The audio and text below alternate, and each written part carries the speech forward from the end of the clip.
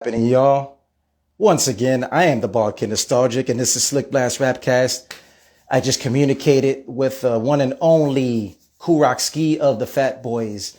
I just communicated with him right now. Beautiful thing. We talked, and we're back in the mix, ladies and gentlemen. Everybody, thank you for being patient. I appreciate it. Thank you again.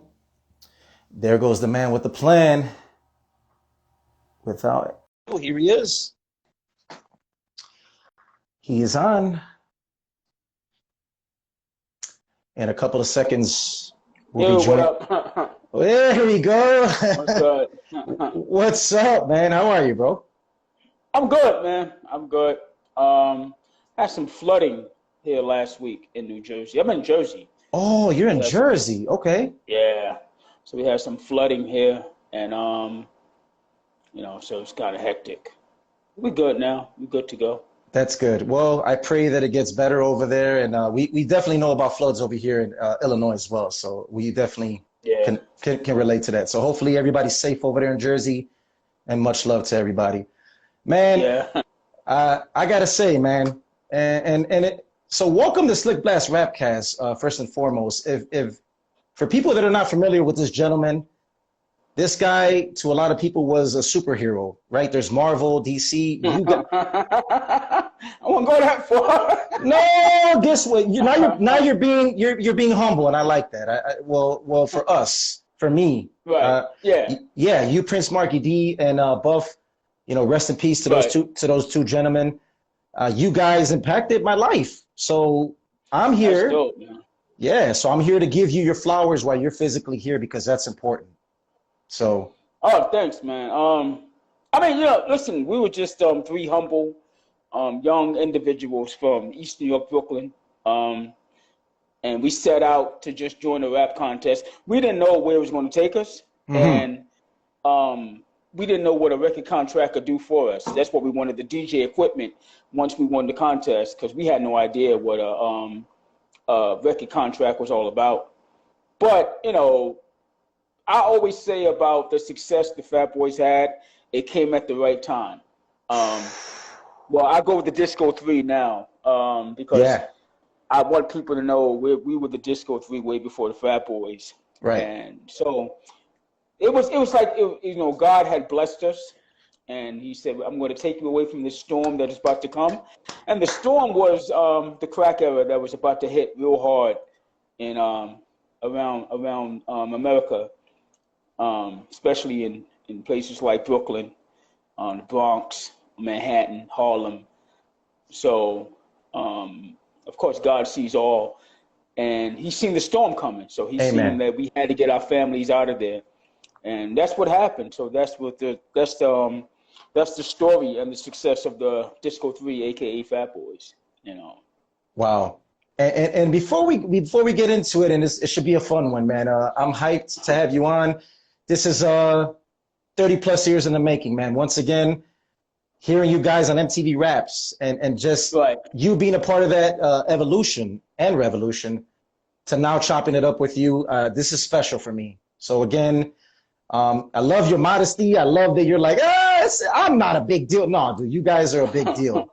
You guys are important to hip hop culture, and you guys will forever be embedded in hip hop history. So I thank you once again for rocking with me and SlickBlast RapCast. Thanks for having me, man. Absolutely. Yeah, man. So, okay, let's go into the DeLorean because I'm a big Back to the Future fan. Let's go back inside. let's go back in time. So my mom's on. Shout out to her. She says you look really young. Yeah, that's what Just for Men will do for you. I'm just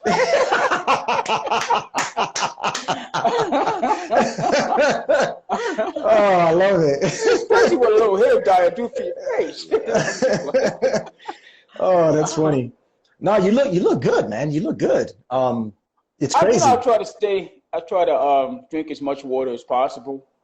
That's the key to a lot of us, just staying healthy. Yes. Once we get to a certain age, man, we gotta stop the sodas and the drinking, the beer. I mean, it's okay to drink that stuff every once in a while, but you don't have that stuff, put that stuff in your body 24 hours a day. You know. You're right about that. You gotta get away from that. So when we were young, you know, you can burn that stuff off and just go outside running around. But at a certain age in life, you gotta, you know, leave that stuff alone. The smoking, the drinking, all that stuff. You know, we gotta live, man. We gotta live for our families, for our children. You know, people want to see us alive. Well said. And Verbal Gems already dropped, and it's not even 5 minutes into the show. So he's speaking actual facts. So once again, wow, this is. I'm hyped, man. I'm hyped. And again, so can we get into the Disorderlies movie? Because I want to get, because you guys made me laugh the 72 times that I watched it as a kid. Oh, wow. I'm not exaggerating. Because, you know, it's like you're a kid, the news puts you to sleep. It's either the news or Disorderlies. Okay, pop in Disorderlies. That's funny. Yeah. You know, put in Disorderlies on the VHS and and let it rip. You guys, I consider you in hip hop heaven, Buff and Marky D. I know they're watching over you and everybody, the gentlemen and you. You guys to me were the Larry, Curly, and Moe of hip hop. If that's accurate in terms of the slapstick comedy. And the dude, it was almost natural. You were yourselves, but it wasn't cheesy and wasn't corny. That was the best part about it. You guys were just naturally funny. You guys had me laughing as a kid. So, and it was joyful. I think the Disorderlies movie is the one that made people look at us as kind of like a Three Stooges kind of thing. I think that's the premise of the movie. Wanted to put that out there. We were just being ourselves. We had no idea about Moe, Larry, and Curly. I mean, even though I watched Three Stooges every Saturday morning, I mean, my brother would be on the phone watching it. Because some of their stunts, man, you'd be like, yo, I know that had to hurt. You know what I'm saying? Like, you know, but yeah, so once Disorderlies actually came out, it was kind of like Fat Boys is the slapstick comedy of hip hop, and that's cool because hip hop needs a balance. You know what I mean? It can't be serious all the time with rap music, right? You know. So, and that's the thing. The gentleman, God rest his soul as well. The character that played the dad that was wealthy, and then the son was obviously trying to get at you guys, your characters, and you obviously won the battle, which was cool. Ralph Bellamy was the gentleman's name. Bellamy. Yeah. So. I have to ask you because I know he's a veteran. He's an established actor. He's been acting for 50 plus years. You know, I'm a movie buff and a hip hop buff, so I kind of just know most of the history with you guys. Right. How was he in real life? Can you get? You're laughing already. Because he told our manager, he said, "I love these guys. I don't know who they are."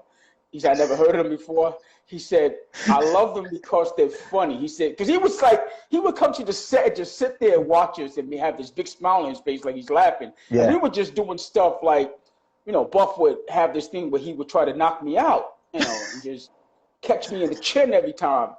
And I'm like, dude, one day you really gonna, I mean, he would stagger me sometimes, and, you know, Mark would come behind and be like, yo, stop hitting him, man. Like, you're gonna knock him out one day. So he would look at this and look at us three idiots, you know, acting like maniacs, and he would laugh. Then he would say, he would tell our manager, I don't understand a word they're saying because we spoke so much slang all the time. You know? Yeah. That's dope, that's fresh, you know. Right. Like, I don't understand what the hell they're saying, but they're so funny, you know. Right.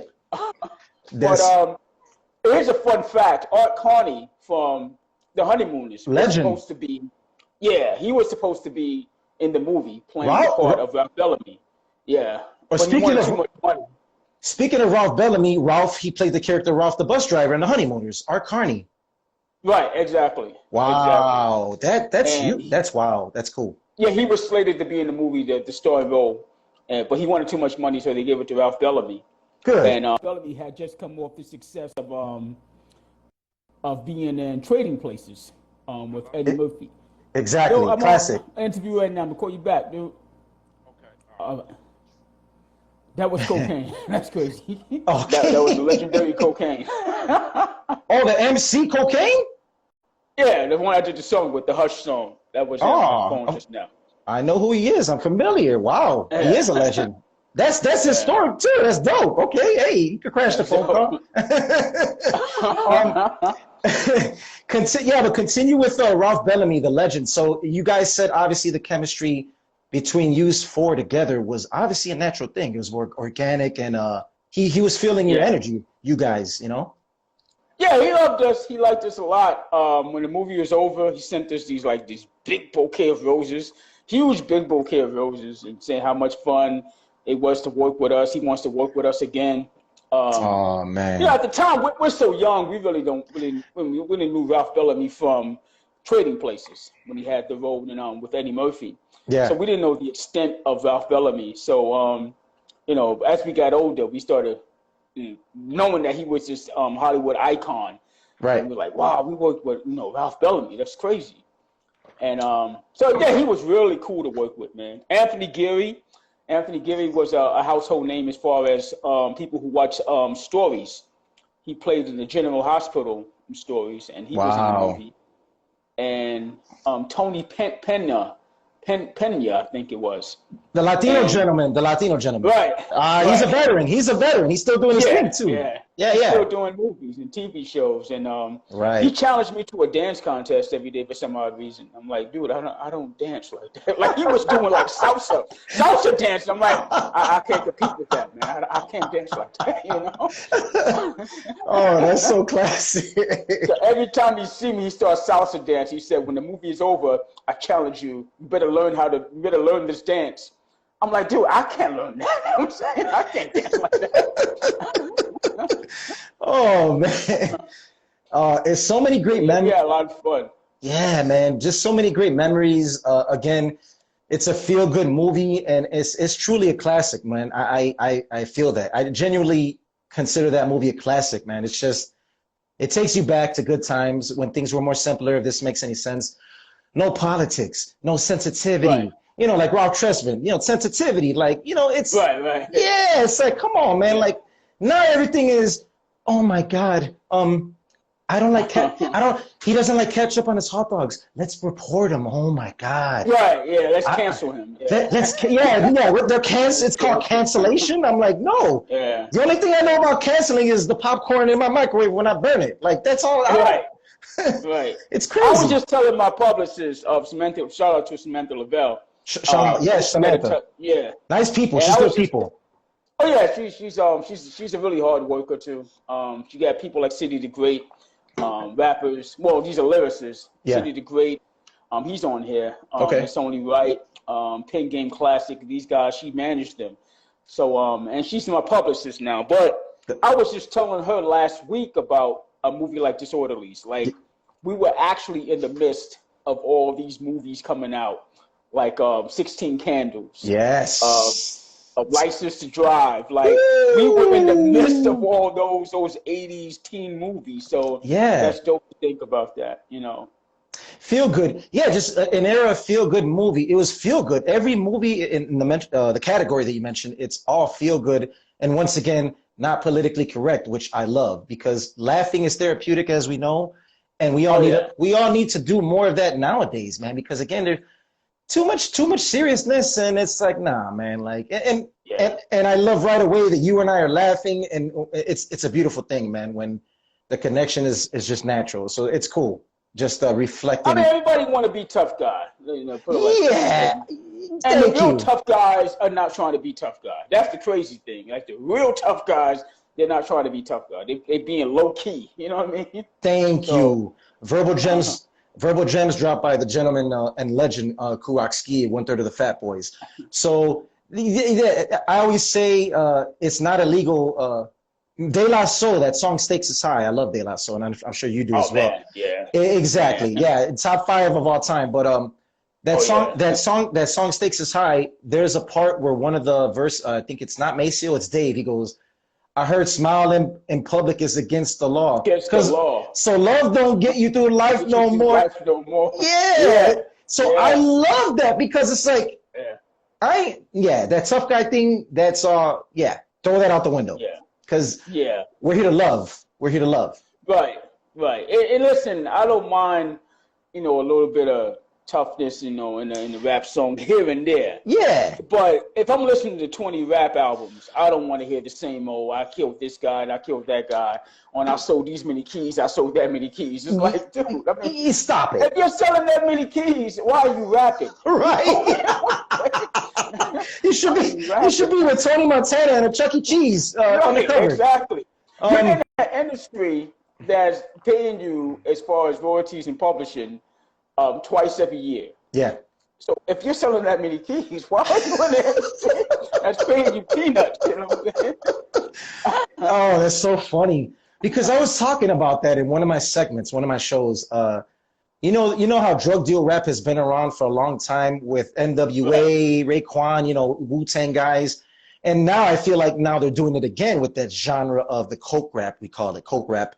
And it's like, there's only so many times you can talk about cooking coke in the kitchen. How come we can't talk about baking? Let's talk about baking a pizza or eating cereal at 1 in the morning. Right. Or let's talk about eating a freaking, I don't know, toasted strudel for that matter. Yeah.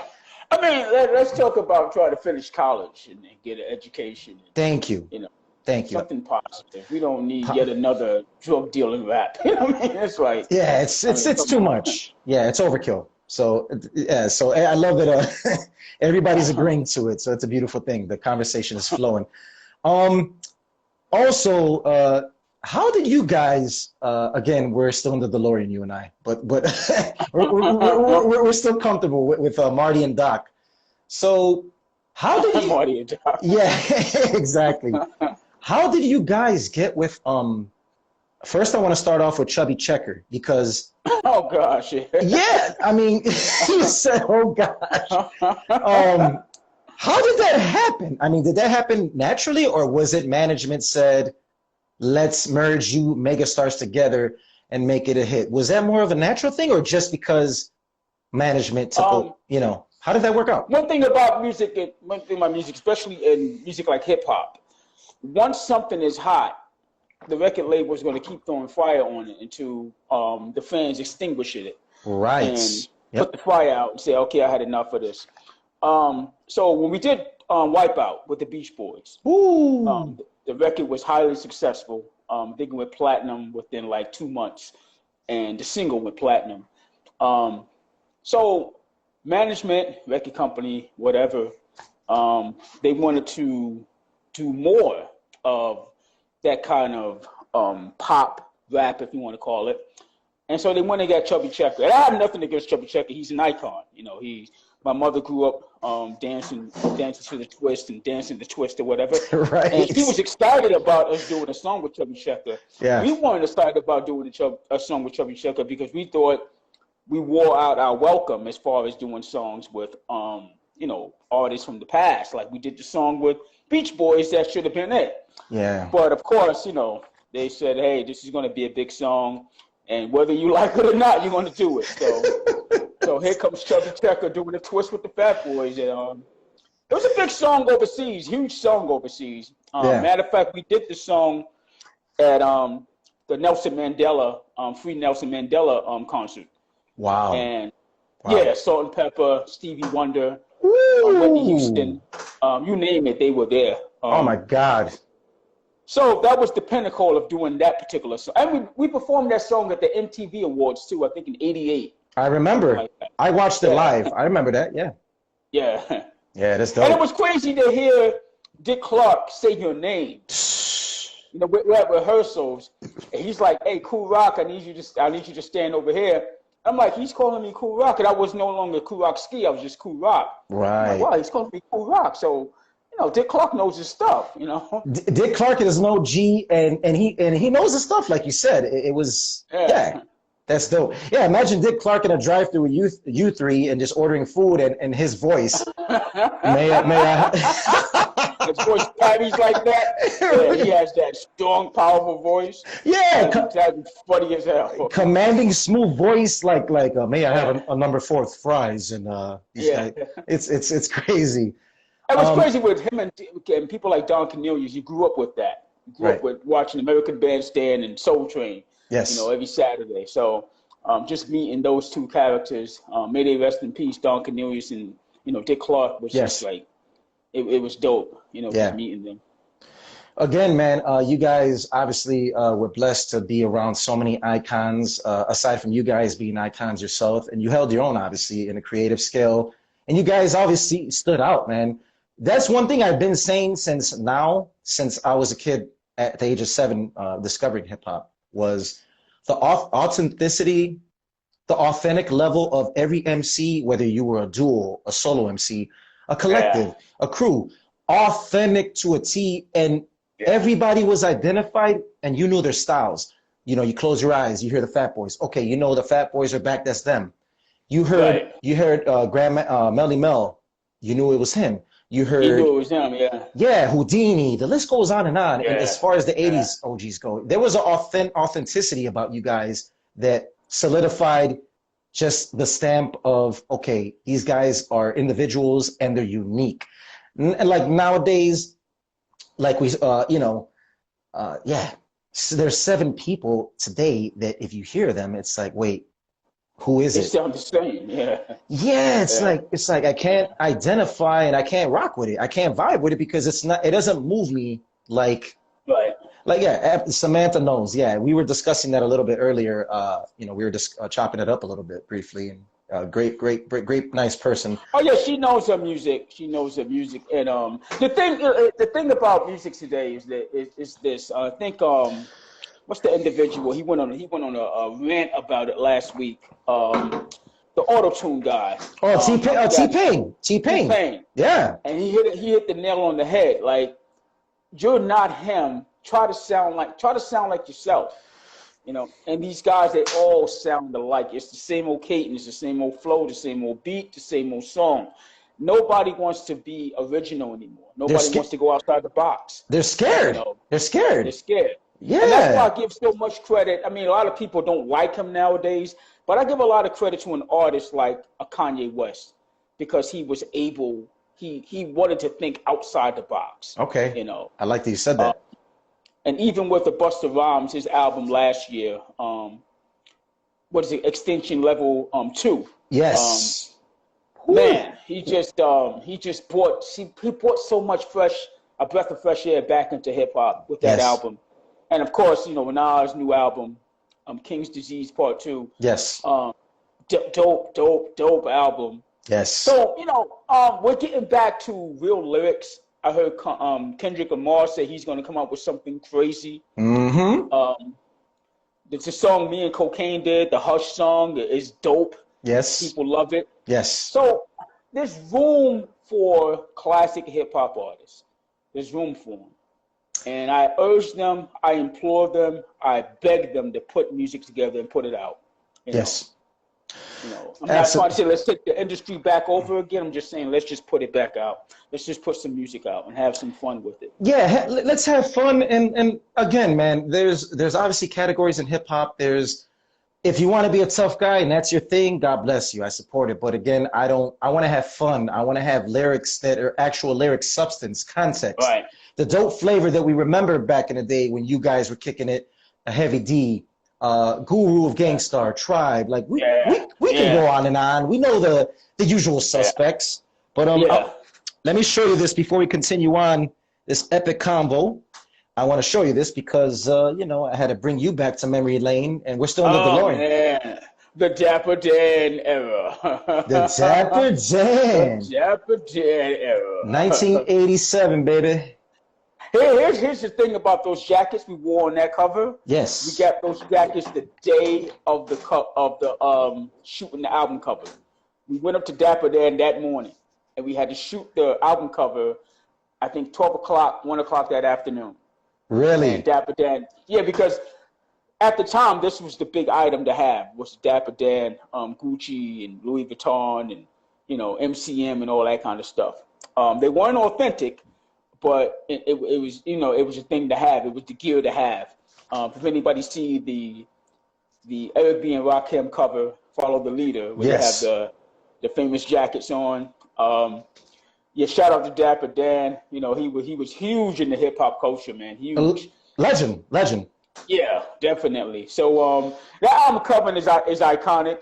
The Falling in Love, inside the limousine, we were in the Louis Vuitton and Gucci jackets. Yes. People pointing out the sneakers, and yo, Fat Boys had the crazy sneaker wear back then.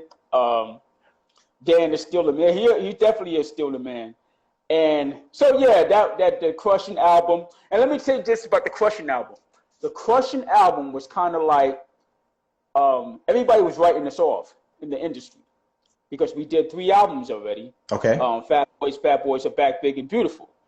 So each album was selling in excess of averaging maybe 875, topping off maybe at 900,000. Wasn't reaching platinum yet. Pretty sure the albums are platinum now. Yeah. So people was writing us off. So we kind of went in the studio and gathered up, huddled up. Yeah. And said, yo, we got to come up with a banger.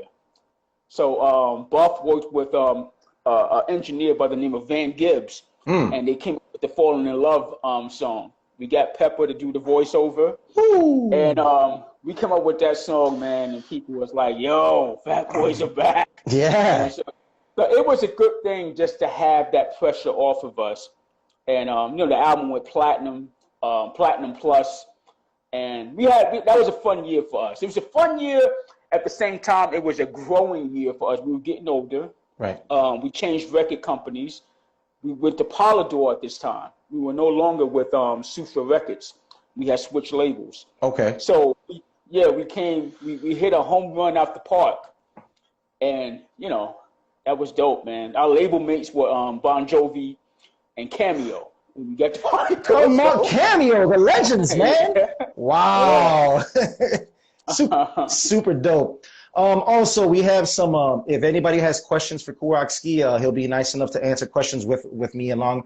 I know 2 people already asked questions, so I want to honor that.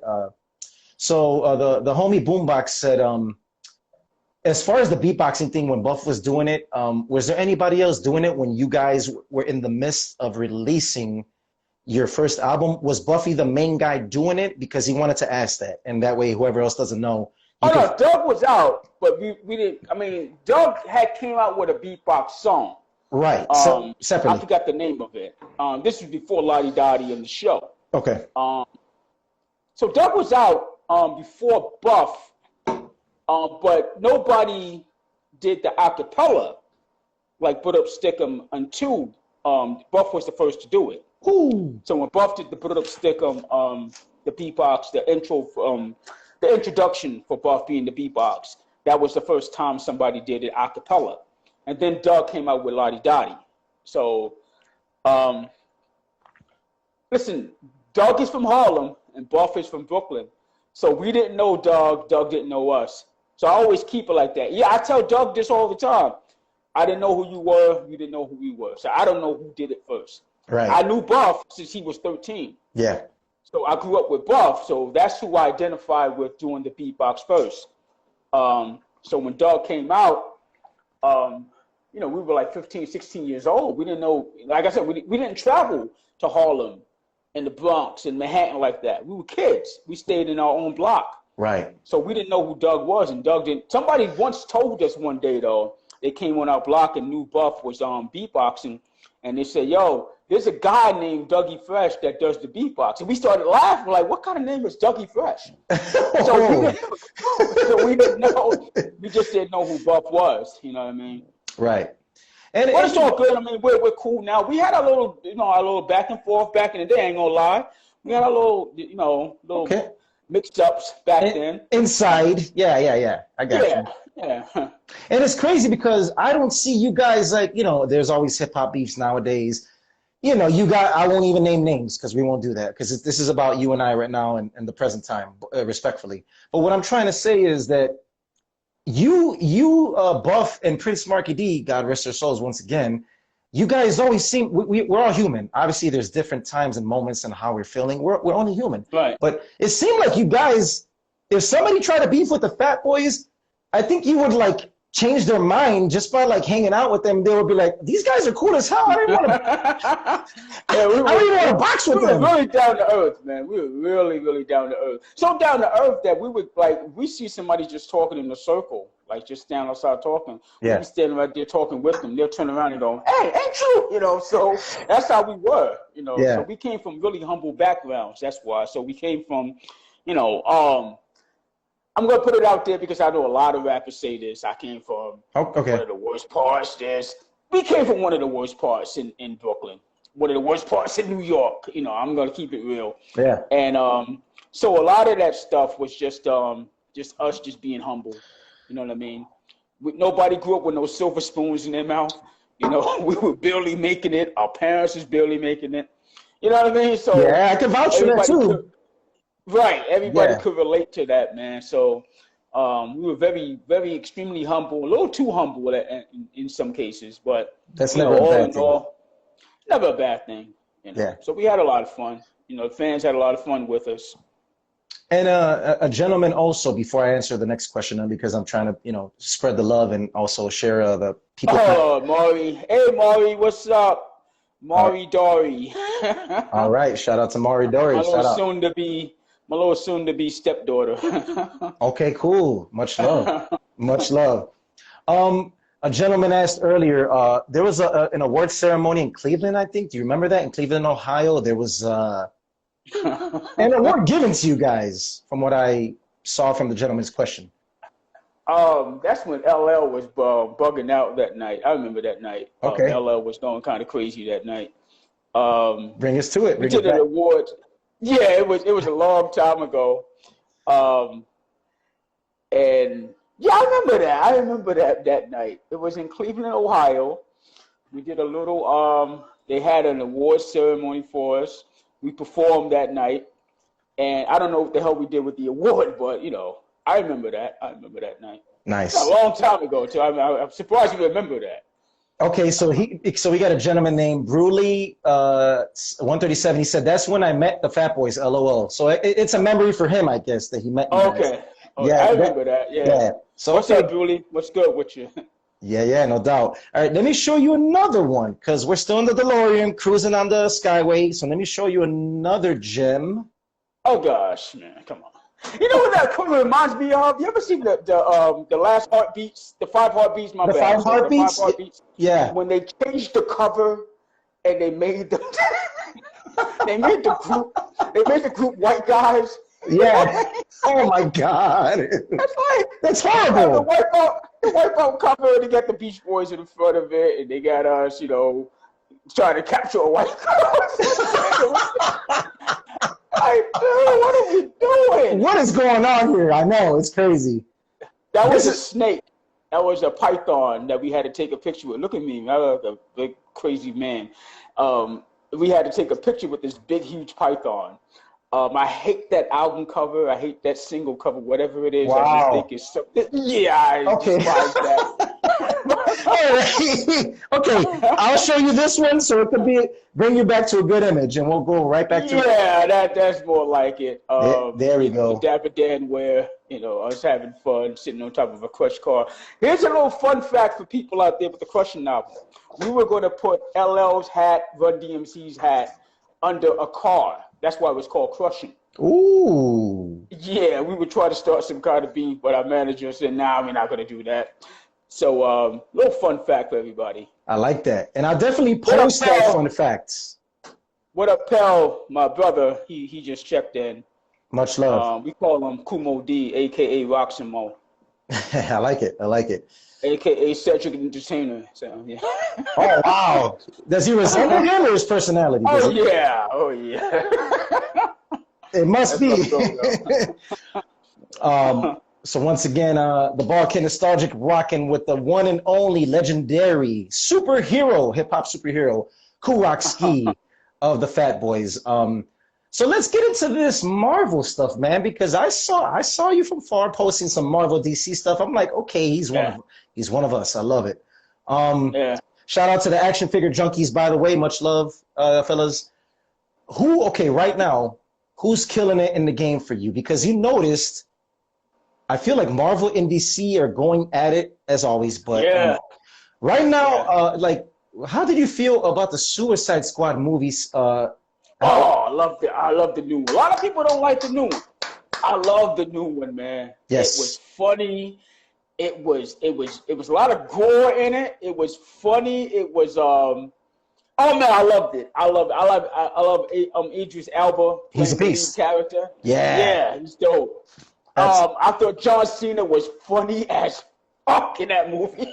I thought John Cena was really funny. Yeah. But I love the movie. I loved it. But Marvel is killing it right now. Yeah. I think the Dan Snyder cut of Darkseid, Justice League, I think Darkseid, he looked unfinished.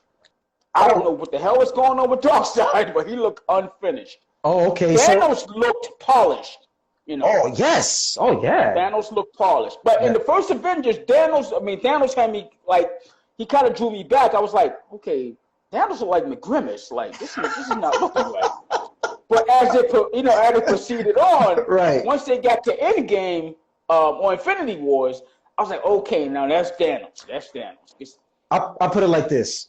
Thanos, the new and improved Thanos that we saw, that he had the swagger of Billy D. Williams in the Colt 45 commercials, and he had the gangster OG mentality of Wesley Snipes in New Jack City. Like, he was just he was removing people's heads with no remorse. Man, yo, his quotes in that movie, Endgame, was so dope. Yes. When he told Tony Starks, when he said, yeah, we're all kind of stubborn, he said, I'm thankful. He said, now I know what I must do. I mean, he was just bringing it to him like, he was making them feel like children. Yeah. You know, taking them like they was children. Right. Man, I would cut this universe, this planet down to its last molecule. And with the stones that you've gotten, that you gathered for me. I mean, he was just killing those lines. Yes.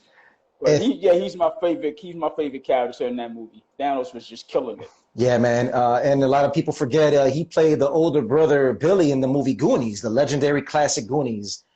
He was the brother that they tied him up when he was working out.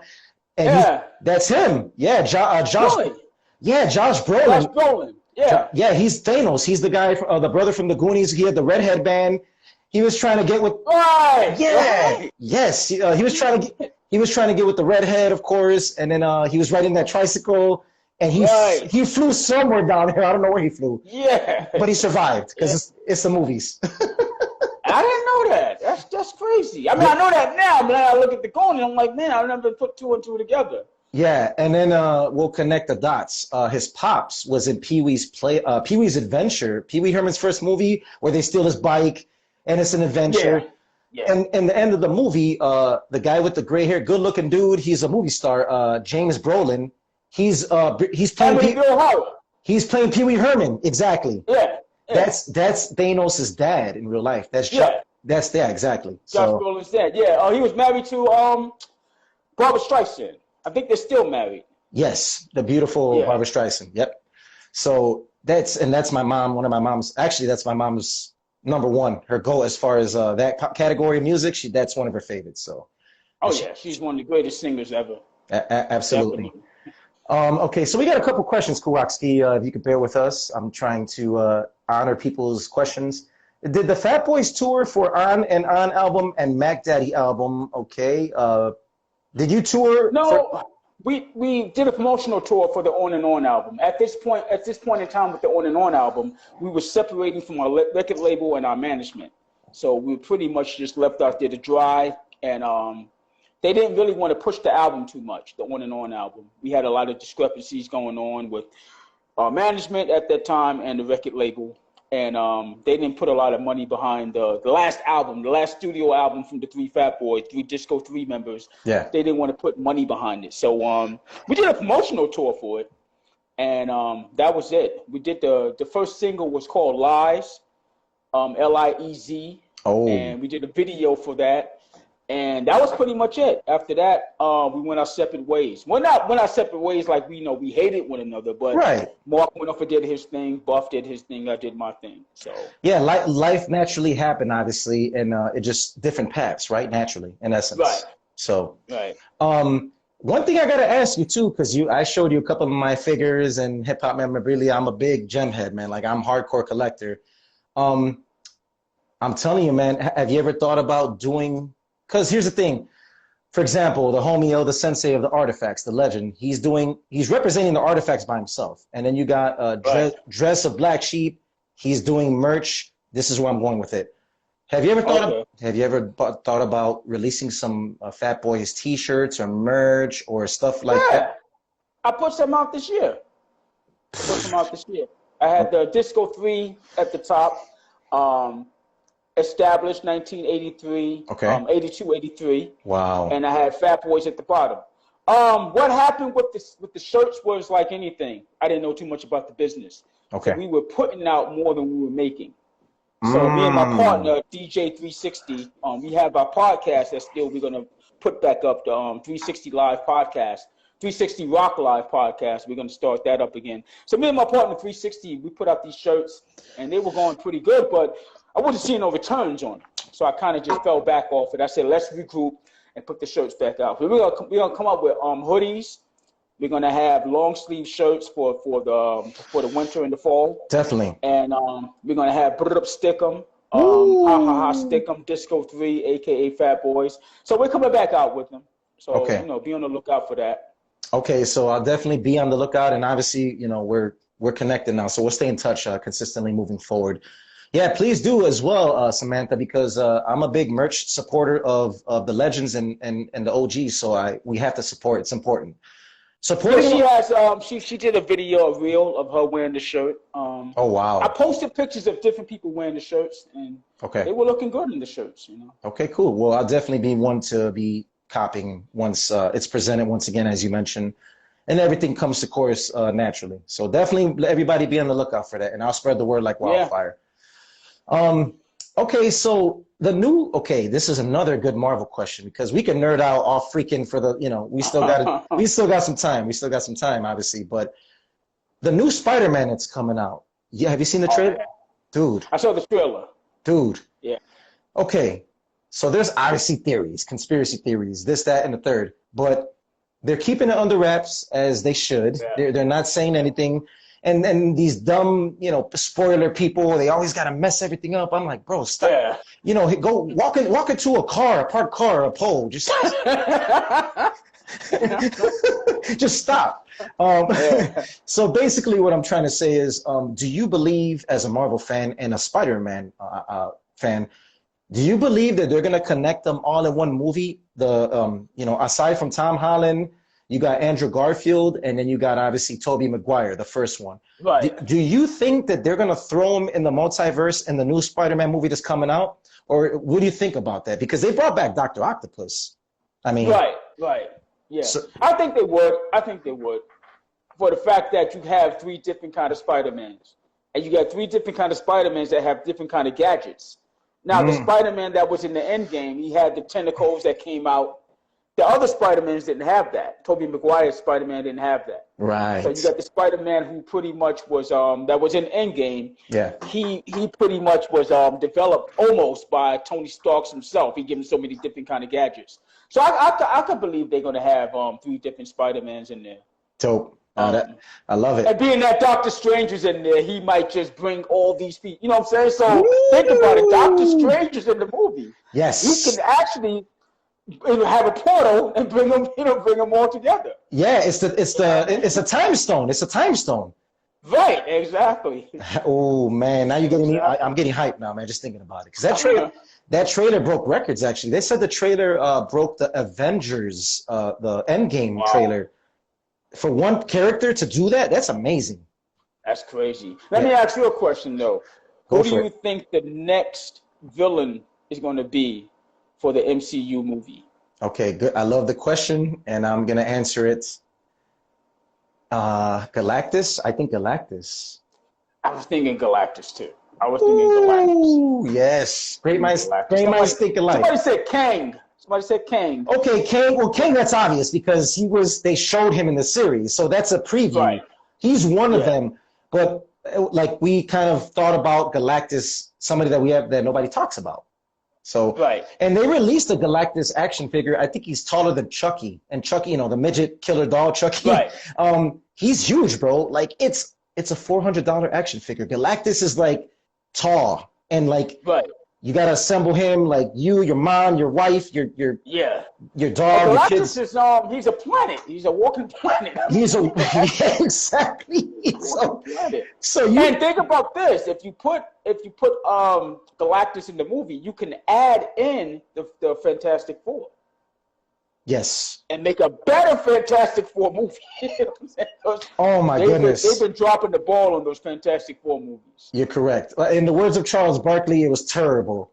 It was terrible. Yeah, it was terrible. It was terrible. Yeah. Yeah, so finally they got to get it right, obviously, at some point. Yeah, they got to. Yeah, because they've already made, is it 3 remakes? No, it's the first one, then the remake, and then another remake. So. Yeah, they've been kind of horrible. So that's dope, man. You said so. You also agree with the Galactus thing. That's dope. That's a good question, by the way. That's a great question. Yeah, man. So another thing I wanted to do, obviously in the future, when we're situated and stuff like that, I have a series called Mix and Match. It's almost like a fantasy football for for hip hop choices, and it's almost like you go into a buffet or you build your own combo, you customize. So right. I'll give you an example. Kool Rock-Ski is featured on Mix and Match, volume 8 or 9 coming up. And he's got 15, a list of 15. His first choice is The Fat Boys, Run DMC, produced by Q-Tip. And then your second choice is MC Hammer, the dancing MC Hammer with MC Search, Vanilla Ice, and Eazy-E. So so it'll be dope to I definitely want to extend an invite to you for an upcoming series we call Mix and Match. All right, cool. That'll be dope. Yeah. Yeah, man. And you could also mix up like themes. You could do like a Marvel theme. You can do whatever you want, basically. So it's pretty dope. Shout out to City the Great. That's my little bro. He's an independent artist coming out. Dope lyricist. Dope lyricist. You got to get him on your show. City the Great is dope. I will. Definitely. Yeah. Just we'll link up and I'll reach out to him. I'll definitely bring him on for sure. Shout out to you, City the Great. Much love to you, man. It's dope. Yeah. Hey, if you're getting the stamp of approval from a freaking certified legend as this, then you know you're doing great things. So well, he's dope, man. I kid you not. He's got lyrics. Okay. Got lyrics. And as they say, lyrics matter, and they still do. Right. Please. Exactly. Please. Yeah. Bring more lyrics. Bring more lyrics to the scene and the mix, and it'll be a beautiful world and just a better place in hip hop. So. Definitely. City the Great. Much love to you, man. All right. So another thing I'm gonna get into, and you're gonna laugh. You're probably gonna do the oh wow. Because I'm a big horror fan. I love horror movies since I was a kid. I love them. The 80s and 90s ones especially. Oh, man, yeah. You know where I'm going with this, and I think you know.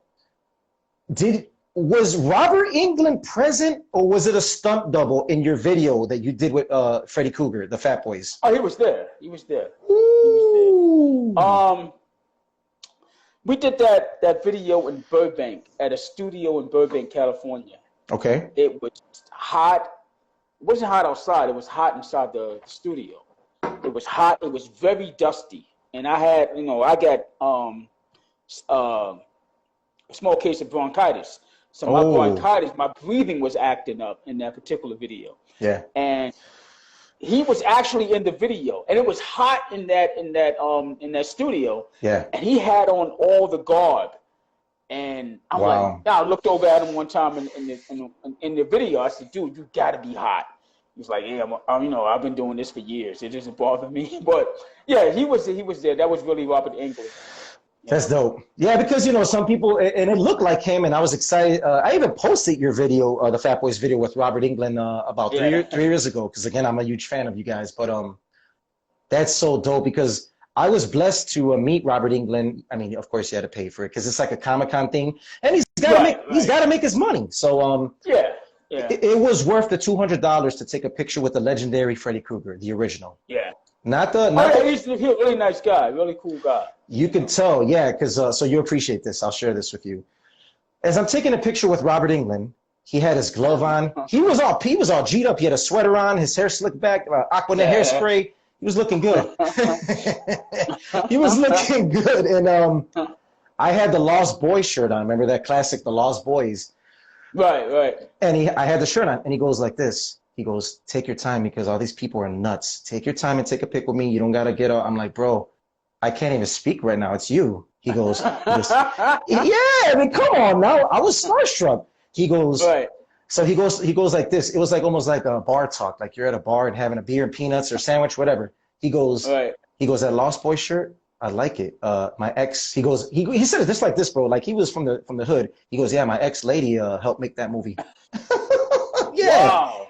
Really? Robert Englund, his ex, whoever girlfriend, helped make the Lost Boys movie. She was one of the directors. But the way he said, but the way he said it was real smooth. And then I gave him a quick hug. This was pre-crackdemic, so I was able to hug. And, Right. Yeah, so I gave him a quick hug, and then I was like, man, God bless you, man, and you made my freaking year. And he goes, take it easy, bro, and that's it. Yeah. So that was special. Yeah, he's real cool. I'll give you a quick story about Robert Englund. Yes. We were promoting the Nightmare on Elm Street. Was it part 4 of the Dream Warriors? I guess it was. The Dream Warriors was 3, and the 4 was Dream Master. But right there. Dream Master. Yes. And here's the thing, though, about that movie. Before I get into the story, we thought we were actually going to be in the movie. When we got approached to do the song, me and Mark was amped up. We're like, we're gonna be in the movie. And we go do the song or whatever. We're like, we did the song. What part are we gonna play? And the guy comes back, the producer goes, "Oh, you're not gonna be in the movie. You just need a song from you guys." And we're not gonna be in the damn movie. So oh man. Wow. So, we're at the Palladium one night, and back then, this is like 1988, I think it was, and Palladium had hip hop night every Wednesday. So we had hip hop night, and we're promoting the Nightmare on Elm Street movie. And so our manager thought of this crazy idea to have Robert Englund come into hip hop night at the Palladium. Ooh. He gets on stage. Nobody knows who this guy is. He just have the garb on. Right. So we had to tell people this is Robert Englund from Nightmare on Elm Street. The actor, so yes. Everybody gets quiet. Like this place holds like 2,000 people. Everybody gets quiet and they're looking at him. Then you hear the roar of the crowd. Like it's a slow roar, like, oh, and it gets louder and louder. Yo, that's Freddy Krueger. He was on stage, so Buff started beatboxing, and me, Big Daddy Kane, started rapping. We were doing a freestyle. And Robert Englund was just on stage, like chilling with the mic stand, just going like that. I'm like, yo. Wow. Yeah, that was crazy. Woo, I love it. So Robert Englund, he's hip to the game. So he was bobbing his head? Oh yeah. Damn. And Big Daddy Kane, Big Daddy Kane was on his he was the hottest thing going at that time. Right. So he was pretty much on his smooth operator. His smooth operator ego trip got his shit. So he was like, so I said, yo, you want to do a freestyle? He gives me this. Yo, go ahead, you go first. I'm like, okay. Oh, yeah. So we started rapping. The crowd goes crazy. Buff is doing the beatbox, and Robert Englund's in the back on the mic stand, just going like this, like looking around. I'm looking back, and I'm like, what are you doing? So he's just like bobbing his head and that was funny. That's super dope. Hey man, what size are you in shirts? What size are you, man? On a good day, I'm an extra large. Okay. On a day I go to the gym, I'm a large. All right, dope. What I want to do on behalf of SlickBlast RapCast, myself representing the brand and just the culture aspect, I want to send you a shirt on me. I want to send you a shirt. Yeah, I want to send you a shirt, an XL. So. All right. And next time we put the shirts out, I'm gonna give you a couple of shirts to wear, man. Just just rock them. Like I said, we're coming up with the hoodies and the long sleeve shirts for the winter. And if you could sign one of them, that'll be super dope. That'll be appreciated.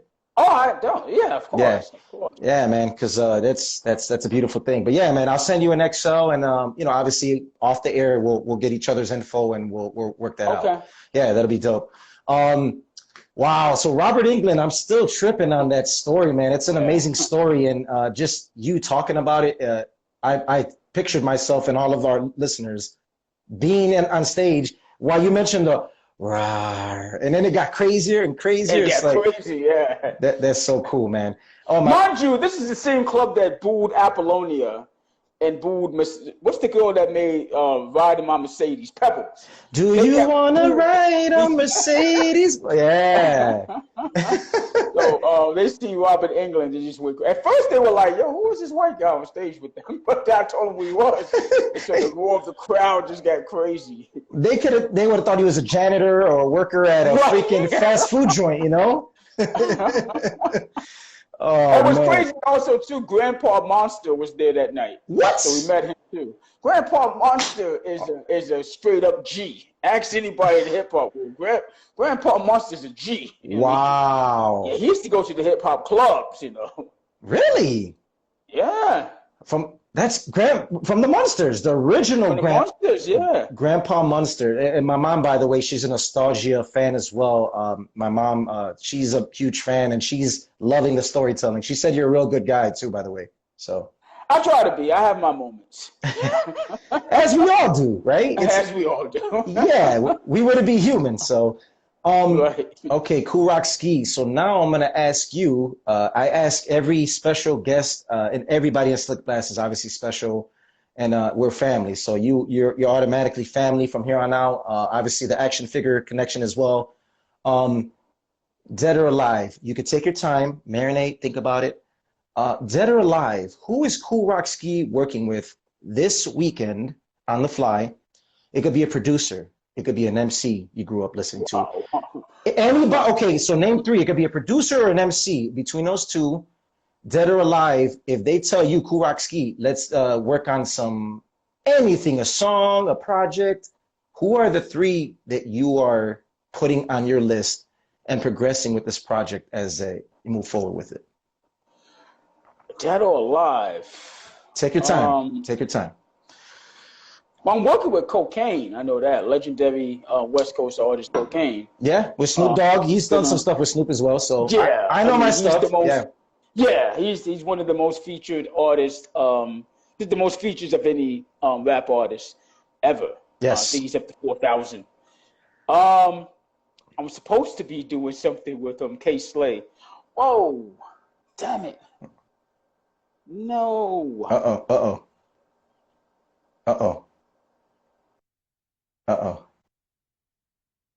I think he's in shock. I think maybe there was something else he had to book. I'm hoping. Okay. So we'll wait on Kool Rock-Ski. There's some difficulties. I think it's the phone acting up. The IG police have come, but we're trying to refrain from them, and we'll hopefully can finish off this great, epic episode of SlickBlast RapCast. He mentioned probably the battery. Yeah, so what we're going to do is we're going to hang on for a little bit more, and then once he turns on his phone, I want to finish this off the right way, because this has been a fun time. Yeah, Samantha, thank you again for, yeah, you could tell his battery died, and that's all good. So it happens.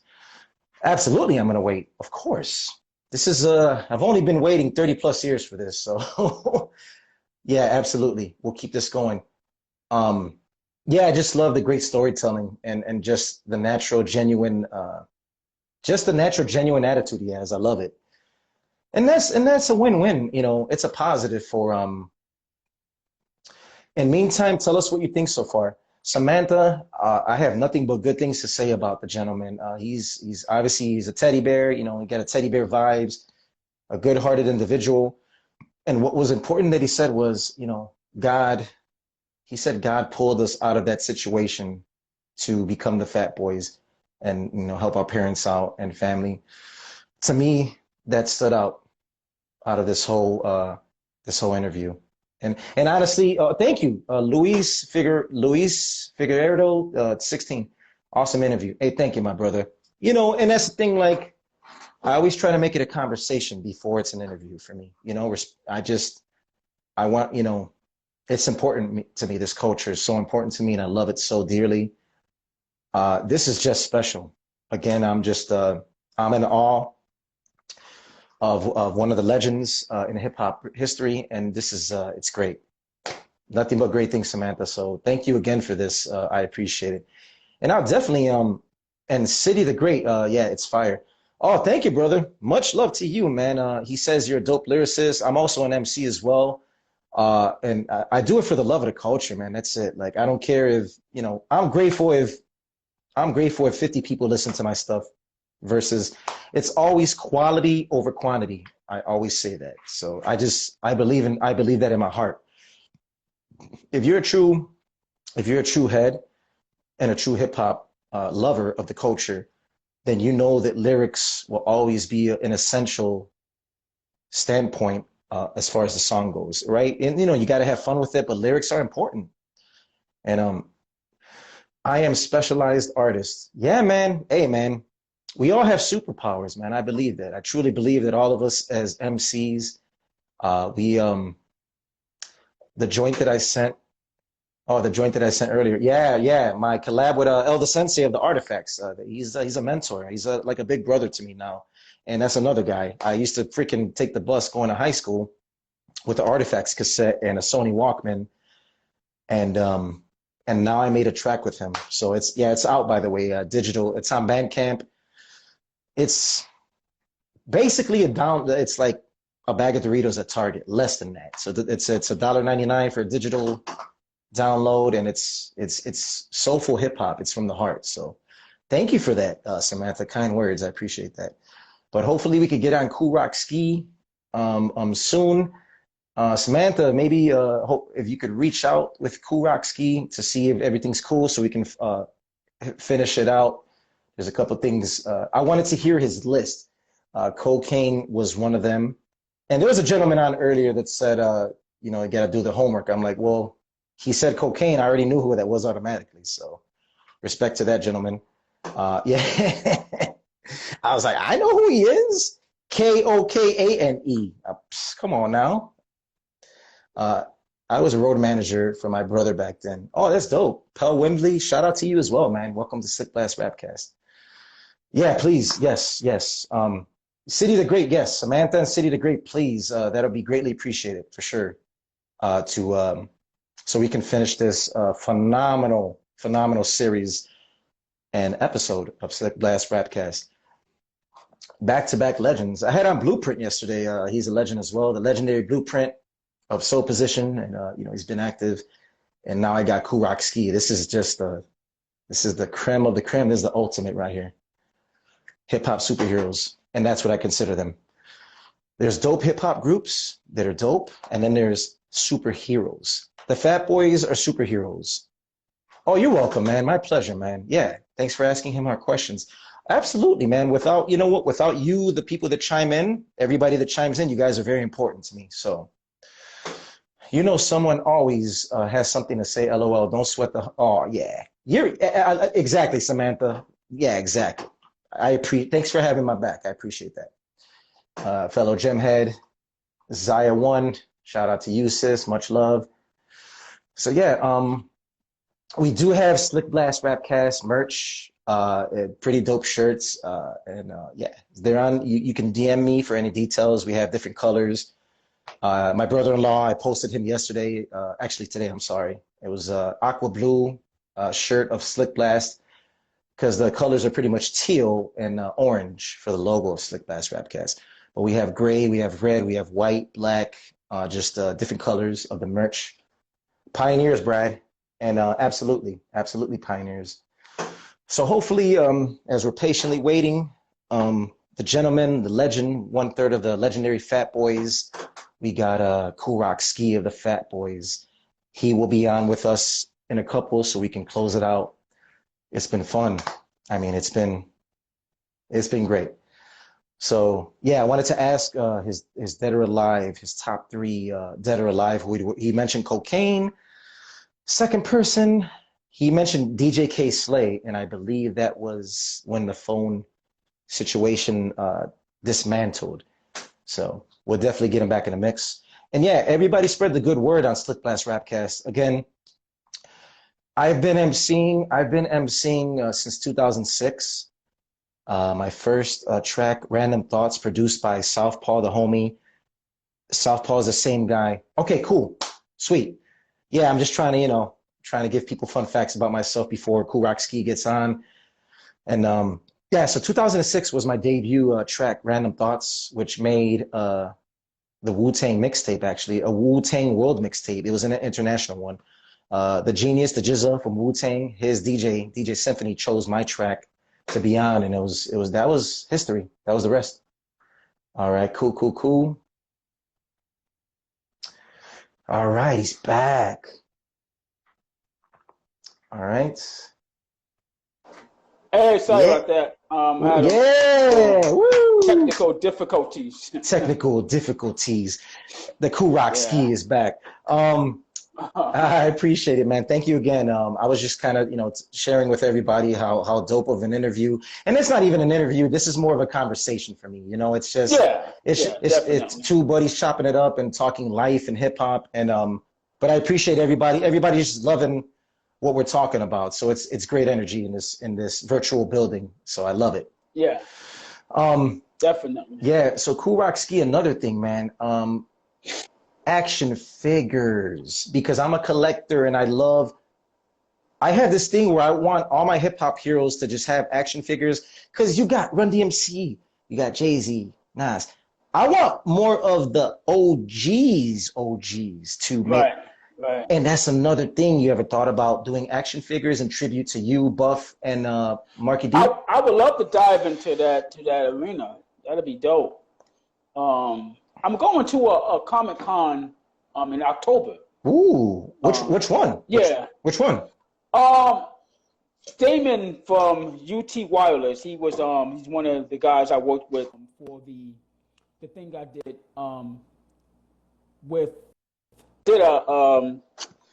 sorry, I just got a phone call, so I'm trying to concentrate on the phone call. I got you. I did an event July 24th, and Dana White was a sponsor. Wow. From UFC. Of course. Yeah, so we had Dana White as a sponsor. We had a lot of people come out. It was a beautiful event.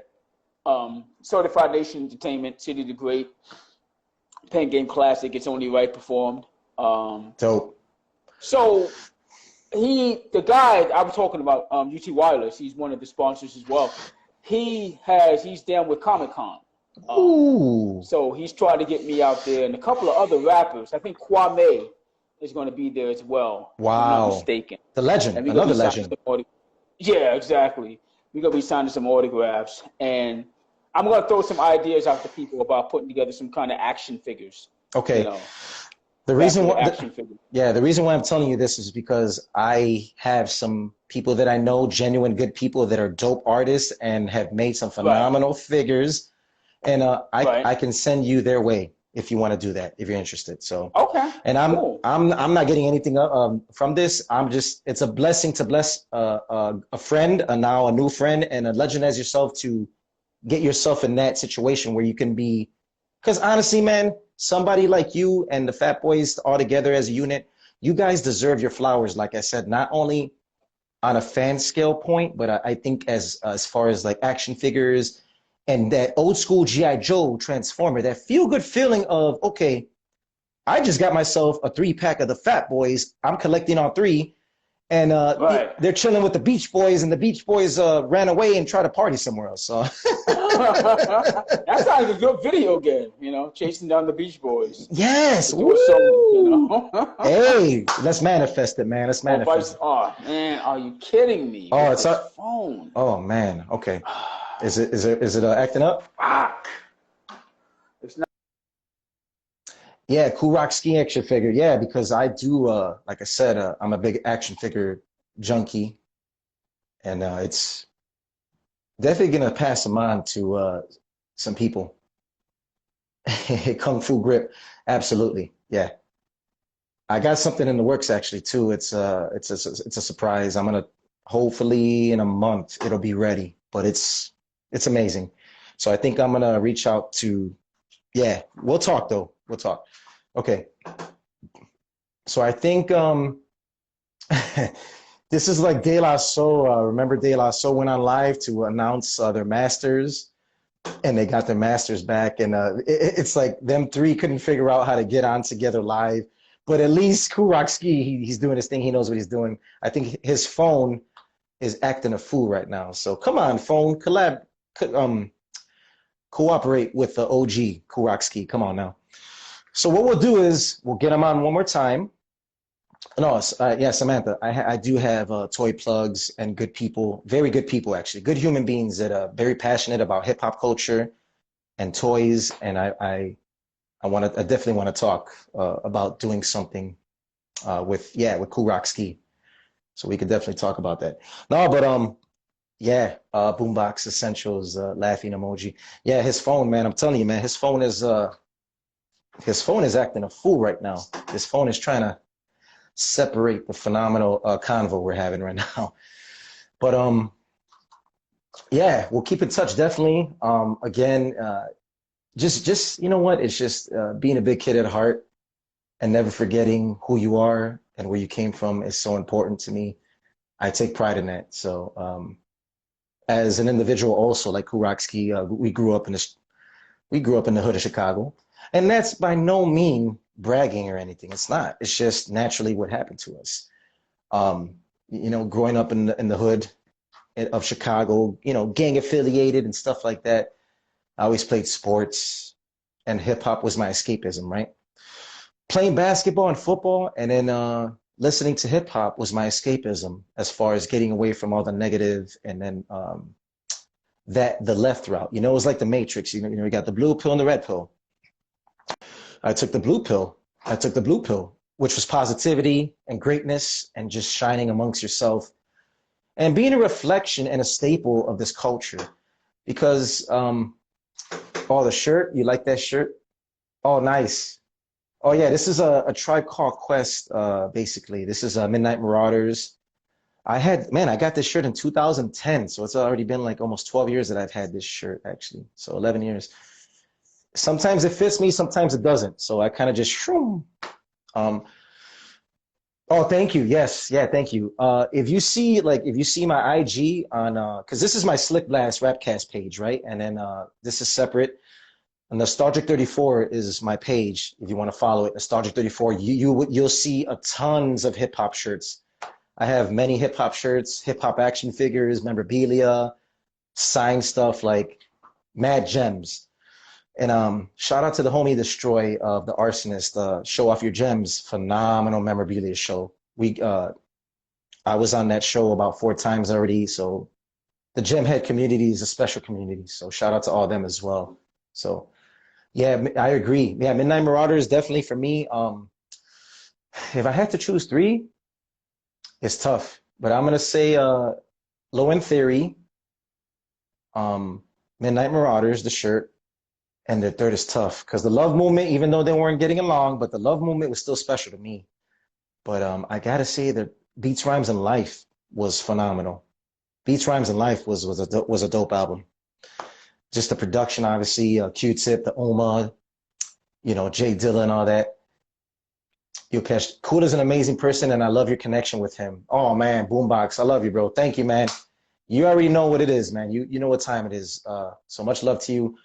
Boombox is all the way from the UK. So it's about 3 in the morning right now as we speak over there in London. So get some rest, my brother, and we'll catch up tomorrow, okay? I'll definitely hit you up when I'm walking the dog. So hopefully one more time we'll have on Kool Rock-Ski and then we'll finalize it, okay? So then we can go out like champs, and I'll post this for everybody to share. Please, once again, give me a follow on SlickBlast RapCast, where you get nothing but genuine, unfiltered, respectfully. I really don't curse a lot either. So it's like the heavy D philosophy. I don't even curse in my songs, to be honest. I think I've cursed maybe once or twice in one song, but it was more of a feeling, you know? Like I don't, Mr. Miranda, my brother, thank you, man. Appreciate you, man. That means a lot. Thank you. I mean, all the love that I'm receiving for having Kool Rock-Ski on. You know, he's the man that we're obviously tributing, and it's all about him. So when you guys show me love too, it means a lot, and thank you for that. I appreciate it. Thank you so much. So hopefully Kool Rock-Ski can get on soon and figure out the phone situation as we move forward. And yeah, I had Master Ace on, the legend. So we were chopping it up for like an hour and a half. So this is perfect. Like the timing is good, you know. Once he gets back on, we can, you know, finalize, and we could ride off to the sunset, you know, and and get back to it. Thank you, man. This is thank you, Brad. You got the same one. This is Danny Boy O'Connor, 1/3 of House of Pain, the legendary House of Pain. You know, the Irish gentleman, the hip hop group, and I ordered this from his website. So again, I love supporting all the MCs that I admire and grew up with, and that I, you know, care for. Obviously, I care about their music, so I'm gonna support their merch. I'm gonna support whatever it is when I'm able to. Obviously, when I'm blessed to do that. So, I know exactly, Brad. You already know. So yeah, please everybody, give me a follow, spread the good word out. SlickBlast RapCast. Most of the time, there's 7 days in a week. Last time I checked, and I tend to do shows 3 or 4 times a week, and I have a nice balance, you know, because I, you know, got to do life things as well. And so I'll be, yeah. So the wife and I will be heading out to California in about 10 days. So I'm excited about that. We're gonna go visit her family. And yeah, you did, Brad. Yeah, I knew about it already, but you sent the link as soon as possible. So thank you for doing that. But definitely hooked me up for that particular moment. So yeah, I'm excited to link up with some you know, hip hop artists over there as well. I'm trying to get evidence from Dilated Peoples to chop it up with me over there in person. So we'll see how that goes. You know, everybody pray for me that works out. So so hopefully Samantha can get hopefully Samantha and City the Great can get thank you for reaching out to him once again the first time, because I know the phone was tripping a little bit. So just getting voicemail at the moment. Yeah, he's probably yeah. So what do you think, Samantha? Should we just close it out, and then obviously I can message him when the show is done, or should we wait for him to get on one more time and then we close it out? You know, close it out like that. So that way, you know, there's no. Oh, and by the way, anybody, I want to plug my wife, my beautiful wife, Nostalgic Crafts. This, speaking of Tribe Called Quest, isn't that funny? This whole time I was drinking out of this cup. My wife, this is a customized Tribe Called Quest cup.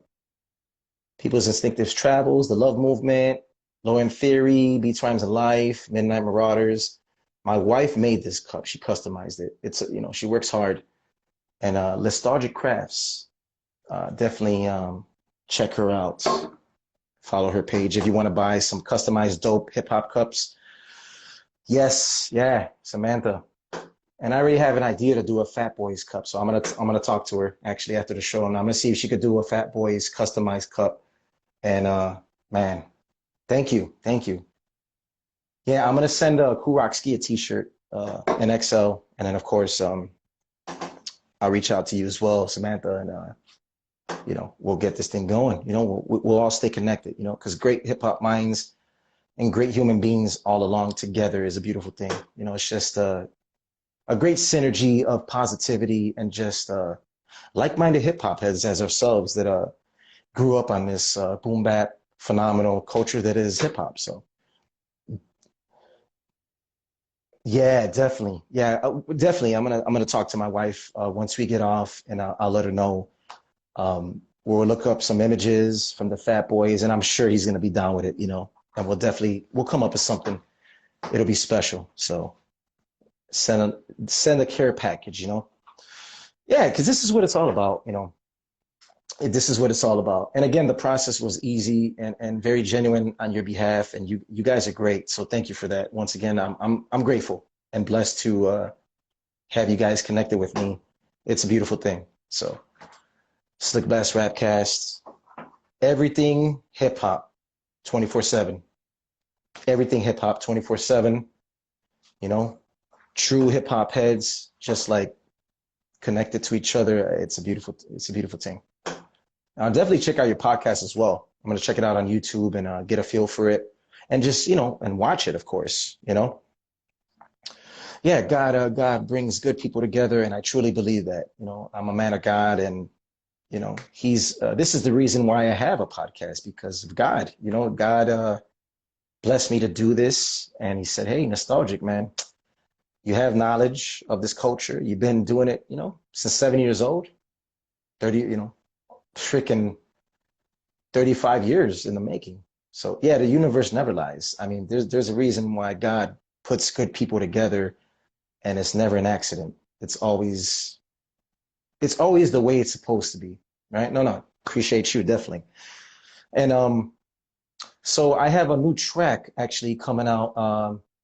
I don't know if you guys are familiar. I want to send him a shout out as well, actually, because he's a good brother. He's a good human being, actually. You guys are familiar with A1 and Phonics? He's a talented MC from Brooklyn. He born in Brooklyn, but now he's in Virginia. That's his home. And he's a good individual. He's a great human being. We're making a song together. It's a jazzy boom bap track. I'm just a sucker for the jazz horns, and I love hip hop infused with jazz. And yeah, let's do that. Okay, cool. Okay, we'll do that. May have to close out, but we can always do a part 2 continuation. Okay, cool. We'll do a part 2 then, if that's okay, if he's with it, which I'm sure he will, because man, it was a great conversation, and it was like we were talking like we've known each other for years. So good, he's a good brother. So okay, if you think that that's the best way to go, then we'll do that. Okay. Okay. It says, yeah. So it basically it's A1 from A1 and Phonics, and so A1 and myself are doing a collab track, and so hopefully I'll be releasing it in a couple of weeks. I'll be releasing it on Bandcamp, and okay, so we'll do that. We're gonna close it out, and because Samantha is giving me the okay to close out, and then of course I'll communicate with Kool Rock-Ski, outside of this, and Samantha as well, and cool. All right. Well, without further ado, it's been a great convo, a genuine conversation session. Once again, God is good.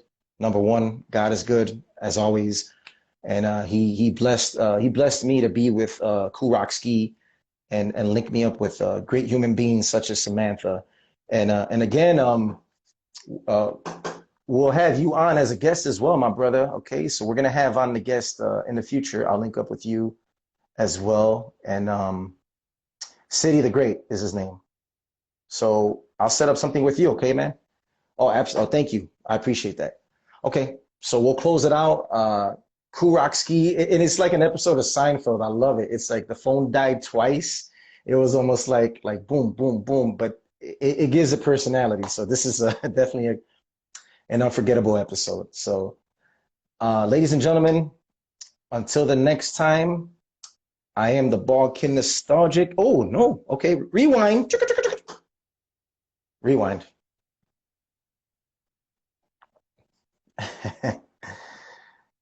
All right, I'm going live. Man, I'm sorry, man. Hey, I love it. It's beautiful. It's like Seinfeld. Yeah. It's like an episode of Seinfeld. Yeah, I feel like I got a phone, a Barack Obama phone right about now. You want to know what it is? You're an important person, man. You're loved, so you know. Yeah, well, the phone ain't loving me tonight. That's for sure. That's for sure. Yeah. So if you don't mind, if we could stay on for a little bit more, if that's cool, man. If you don't mind. Yeah, let's do it, man. Oh, that sounds good. That sounds good. Beautiful, beautiful. Because I was already saying salute, shout out, and shout out to his phone, and like Samantha always tells me, I got the EBT T-Mobile. That's funny. I love that. I love that. Kool Rock is back to attack. Third time's a charm. We love it. And this time he's here to stay. Here to stay. I wanted to show you this, man, because my wife makes custom. My wife is a hip hop head as well. That's part of the reason why I married her. Aside from her being a great human being. Speaking of A Tribe Called Quest, all right, because that's dope. Yeah, so these are basically, she customizes tumblers, and she got her own crafting area. So she's like she's like a mad scientist, man, with the custom. That's dope. Yeah, dude. So definitely. You're not drinking coffee. Well, what time is it where you're at? No. This is water, bro. Okay. Yeah, it's water. It's tap water. It's a little, and I keep it cool because it has like a steel. It's Okay. Yeah, it's a tumbler that cools the water and stuff like that. I'm not a coffee guy. I thought you drink. Oh yeah, coffee guy. Okay. And it's funny because I'm Puerto Rican, and typically Puerto Ricans traditionally drink coffee at 5 or 6 in the morning. I got skipped. I don't know what happened. So, Right. but water and juice, I love all, and I also like beer as well, like the craft beers, though, like the Right. to sip on them though, not like not sewer water. Yeah. Yeah, man. So I wanted to reach out to the wife as well as I was telling Samantha to definitely want to customize just a salute and tribute to you guys to pay homage and respect. A dope, a dope Fat Boys tumbler cup like that would be, man. So wow. I'll be hollering at the wife. Appreciate that, man. You're welcome, my brother. You're welcome. Yeah, I'll send you a SlickBlast care package. So okay. Yeah, definitely. That's dope. Yeah, so get a little pokes going on here. That's right. Little pricks here and there. It never hurt. Never hurt anybody. So I do have a vision, as I told Samantha. I said I think that you guys deserve action figures. So I want to set you up with the right people. Good, phenomenal artists too. They're making something for me right now. I can't say what it is. I have to I have to wait until it's released, and then you guys are gonna be blown away by it. Again, I'm only doing it. I'm not doing it for attention or likes or clout. I'm doing it because I genuinely love the culture, and I'm a fan of these people that I'm with the toys and all that stuff. So that's all it is, Okay. Yeah, man. That's dope. So I think it'll be cool to, link up with you and we can talk about that. So it'll be special for sure. Who's your favorite sports team, man? Because I didn't ask you that. Because I know, sometimes people move. Sometimes people, you know how it is. Sometimes you claim the home team if you move somewhere else, or you stick with the team at home. So who's your favorite NBA team and who's your favorite NFL team? NBA, I go wherever LeBron goes. So I'm a LeBron fan. I'm a Kevin Durant fan, and that's about it. Back in the day, I was a Ewing fan. Always wanted him to win a championship. Okay. How about Michael? The Cowboys. Michael Jordan? Yeah, Michael Jeffrey Jordan. You heard of that? We've heard of that guy. He's okay. I like Jordan. I think Jordan's one of the hardest working basketball players that's ever lived. I think LeBron James is a close second as far as longevity and taking care of their bodies and taking the game seriously. Of course, Kobe Bryant as well. Oh God, yes. Players, they have so much passion for the game. Also, people like stars like Kareem Abdul-Jabbar, Scottie Pippen, Dennis Rodman. Ooh. Even though he was a renegade, but he definitely that guy could run it, but not a court all day nonstop. So you can. As far as, go ahead. I'm sorry. Go ahead. No, I was gonna say as far as football, I'm a Cowboys fan. They're playing this Thursday, by the way. Yeah, they're playing this Thursday. They play the Buccaneers. I'm from New York, born and raised. Everybody knows that, but I grew up a Cowboy fan. Okay, nice. Okay, I respect it. Emmitt Smith, Michael Irvin, Tony Dorsett, Dorsett, Staubach, Troy Aikman. Yes. Charles Haley. So I'm a huge Cowboys fan. Shout out to my neighbor. I got to shout him out. He's a good human being. He's a hip hop head. He's my next door neighbor, literally to the right of me. He just Carlos. Shout out to Carlos. He's a huge fan as well. So shout out Carlos. Oh yeah, shout out to Pink Game Classic. He's also down with Certified Nation Entertainment. Also a great lyricist, just like City the Great. He performed at the function I had over the summer, July 24th. Pink Game Classic. Dope lyricist. Dope lyricist, man. Okay. These guys are, I love it. I love it, man. Dope lyricism is key in hip hop right now, especially in the times that we're living in right now. Yeah, just context, substance, and flavor. Just authenticity is definitely a beautiful thing. Okay, so by the way, you'll be happy to know that I'm the defending fantasy football champ from my high school buddies league. After 16 years of being in this damn league, I finally won, man. Finally. So wow. Yeah, better late than never, as they say. But You would appreciate this as a Cowboys fan. The wide receiver, I drafted him 7th. So he's my starter receiver, CeeDee Lamb. CeeDee Lamb? CeeDee Lamb, yeah, yeah. He's a beast. CeeDee Lamb. Yeah, he's a beast, yeah. Yes. He's the truth. He's the truth. He's the truth. Yeah. Because CeeDee Lamb is dope. he's going to be in that Michael Irvin category. I truly believe that. Yeah.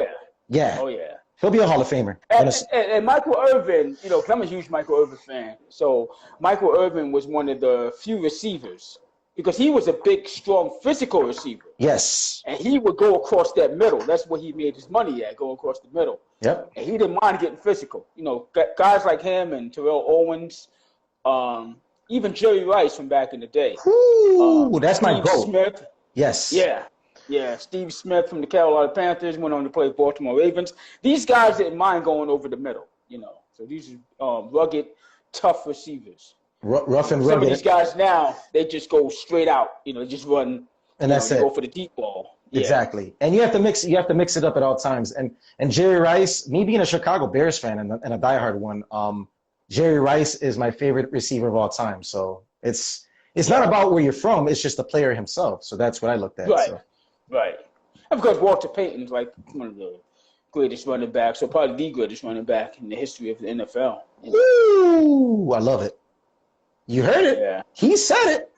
And I'm a Cowboys fan, and I'm saying that. You know what I'm saying? And that's a good thing. Like we're not meatheads about our teams. We're genuine about other players that we appreciate it. So I love that. That's right.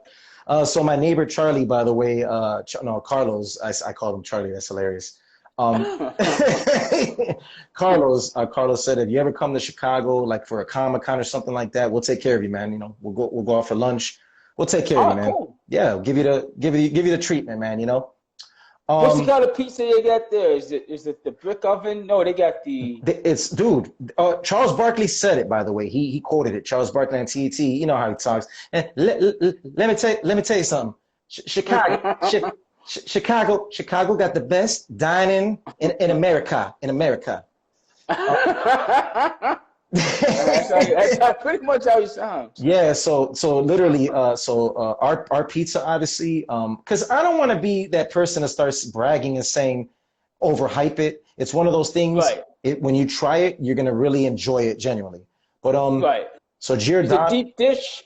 So deep dish pizza, and thin crust pizza, phenomenal. And it's brick oven, from the brick oven, the oven wood style. Right. So yeah. So Illuminati's, Giordano's, father and son. I mean, the list goes on and on, man. It's phenomenal pizzas. I put it like you'll get hooked. You'll get hooked. Okay. Yeah. And this is the kind of, you don't fold this pizza. You got a knife and fork kind of thing. Knife and fork kind of thing, exactly. Okay. But the stuffed pizza joints, the Giordano's and Illuminati's, they're stuffed crust. So literally, I'm telling you, you eat 2 of those, you're good for 2 days. For 2 days, right? Yeah. Yeah. It's that kind of food that'll make you full for 2 days. Yeah. Exactly. I've had that kind of food before. And my mom said right now, and mom's Puerto Rican cooking, of course. Mom's Puerto Rican, oh yeah. Of course. Pasteles. Oh. Pasteles. Mark's mother used to cook that for us. Of course. Yeah. Boricua, yes. Yes, pasteles is a very quintessential treat. Obviously, pasteles, man, my mom, my wife, my sister, it's a tradition for them now, and they make them, man. Right. And they're doing their thing, because my grandmother was obviously the OG that started the foundation. Right, but, yeah, dude. Yeah, it's crazy. So you said cocaine and then K-Slay before your phone decided to be a jerk. And then the third one, you didn't say the third one for DOA, Dead or Alive, working with a legend or anybody that you would want to work with that you haven't worked with. Oh, man, you know what? To be honest, totally honest with you, I would love nothing more than to be in the studio with Dr. Dre and just talk.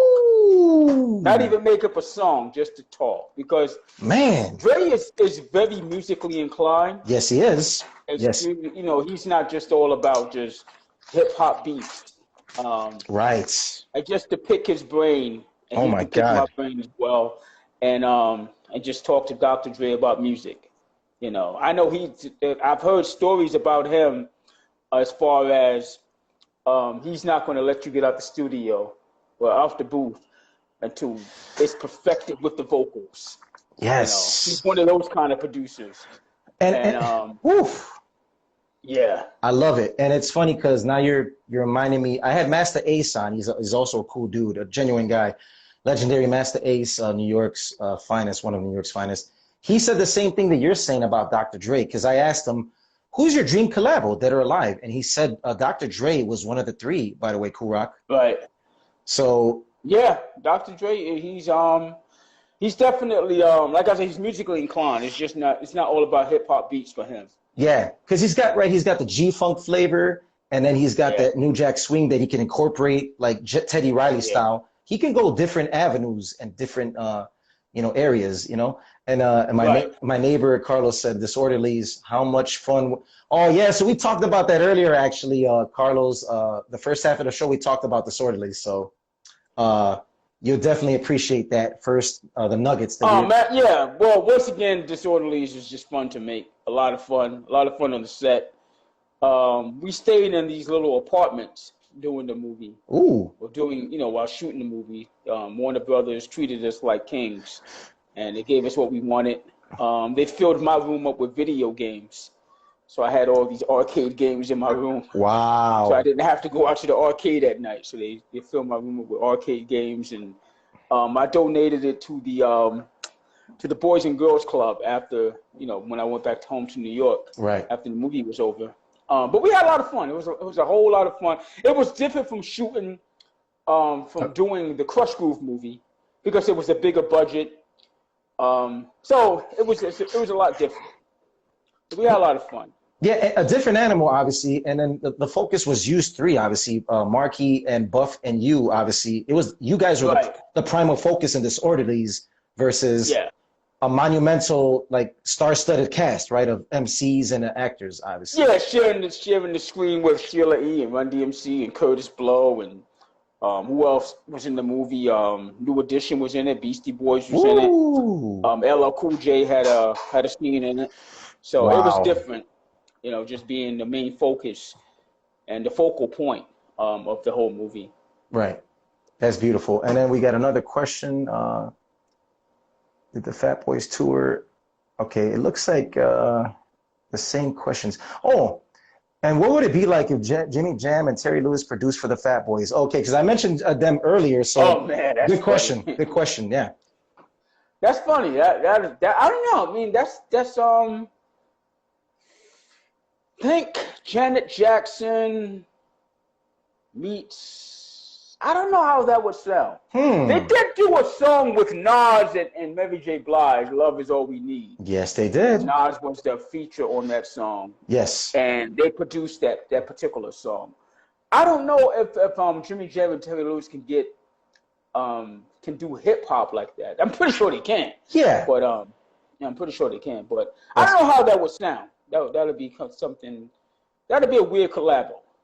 Yeah, and that's actually that's a good mix and match question. That'll be a great one to add to a collabo for sure. Right.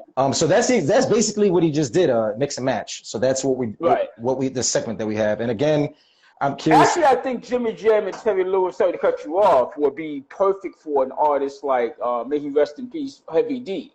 Ooh. That would have been a good collabo. Yes, yes. That would have been a really good collabo. Yeah, because historically, obviously, Jimmy Jam and Terry Lewis were down with Morris Day in the time. They were a part of that band. Yeah, people forget that, and they're phenomenal producers for Babyface, Janet Jackson, Nas and Mary J. They're multifaceted, and that New Jack Swing flavor was just something else. Yeah, man. Talia, was it Talia Yodi? Yeah, that's my neighbor Carlos. That's his alter ego. That's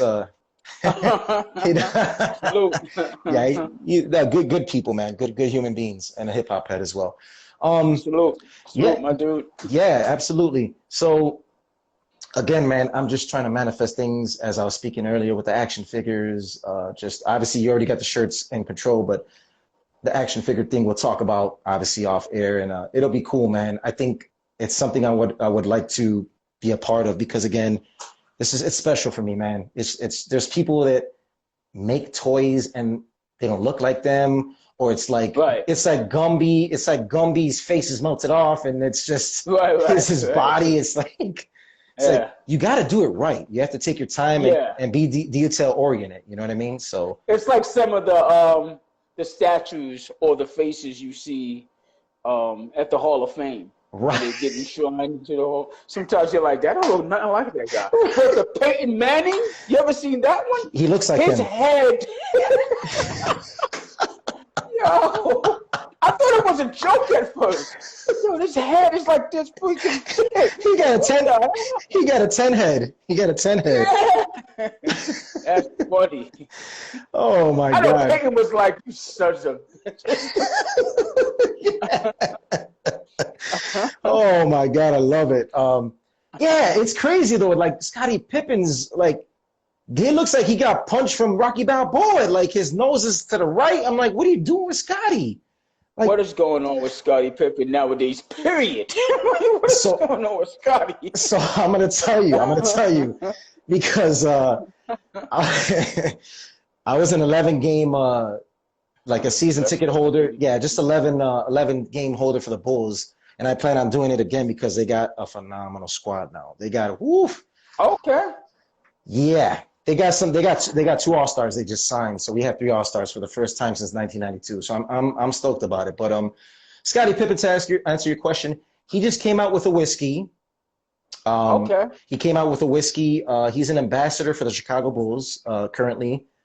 So basically, he's that's right. Yeah, he's just paid to chill and sit in the front and just kick it and eat popcorn. That's it.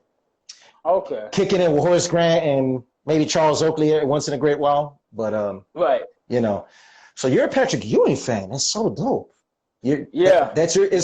So is that your, obviously growing up in New York? That's naturally your number 1 favorite player of all time in the NBA, or is that top 5? Well, as far as top 5, because I like Patrick Ewing because he left it all on the floor. Yes. And I always wanted to see him win a championship.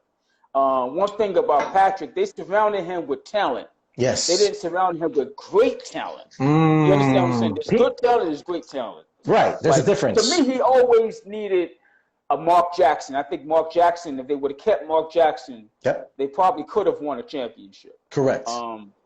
Because he knew that Patrick Ewing was the way to a championship. You know what I mean? And you need a facilitator like Mark Jackson. And I think they would have got over the hump had they kept it. And I'll be honest with you. Obviously, when Pippen was leading the Bulls and they got eliminated that year when Jordan was retired, right? I was rooting for the Knicks to win it because they haven't won anything for a long time. I loved both teams, the Rockets and the Knicks, but I was just like, Patrick Ewing, I've always loved him as a center. He's in my top 3 of all-time centers. So it's Patrick Ewing, Shaquille O'Neal, and Akeem Olajuwon. Those are my 3. Olajuwon. Yeah. The dream. Yeah. So so I wish. Just to give you an example of how good that Bulls team was when Jordan left. Mm-hmm. They was only 1 bad call away from going to the conference finals. It haunts my dreams. That was a BS call. Ski. That was a real bad call. Yeah. Ski. That to this day it haunts my dreams. Hubert Davis, he falls. Oh man. And then the ref, he just had a smug look on his face, like, ha ha ha. And that I cried. I literally cried for about a day or 2. I was hurting. Yeah, it was. Yeah, but But let's just be honest, though. It made a lot more sense to sell the Rockets and Knicks than to sell the Bulls without Jordan.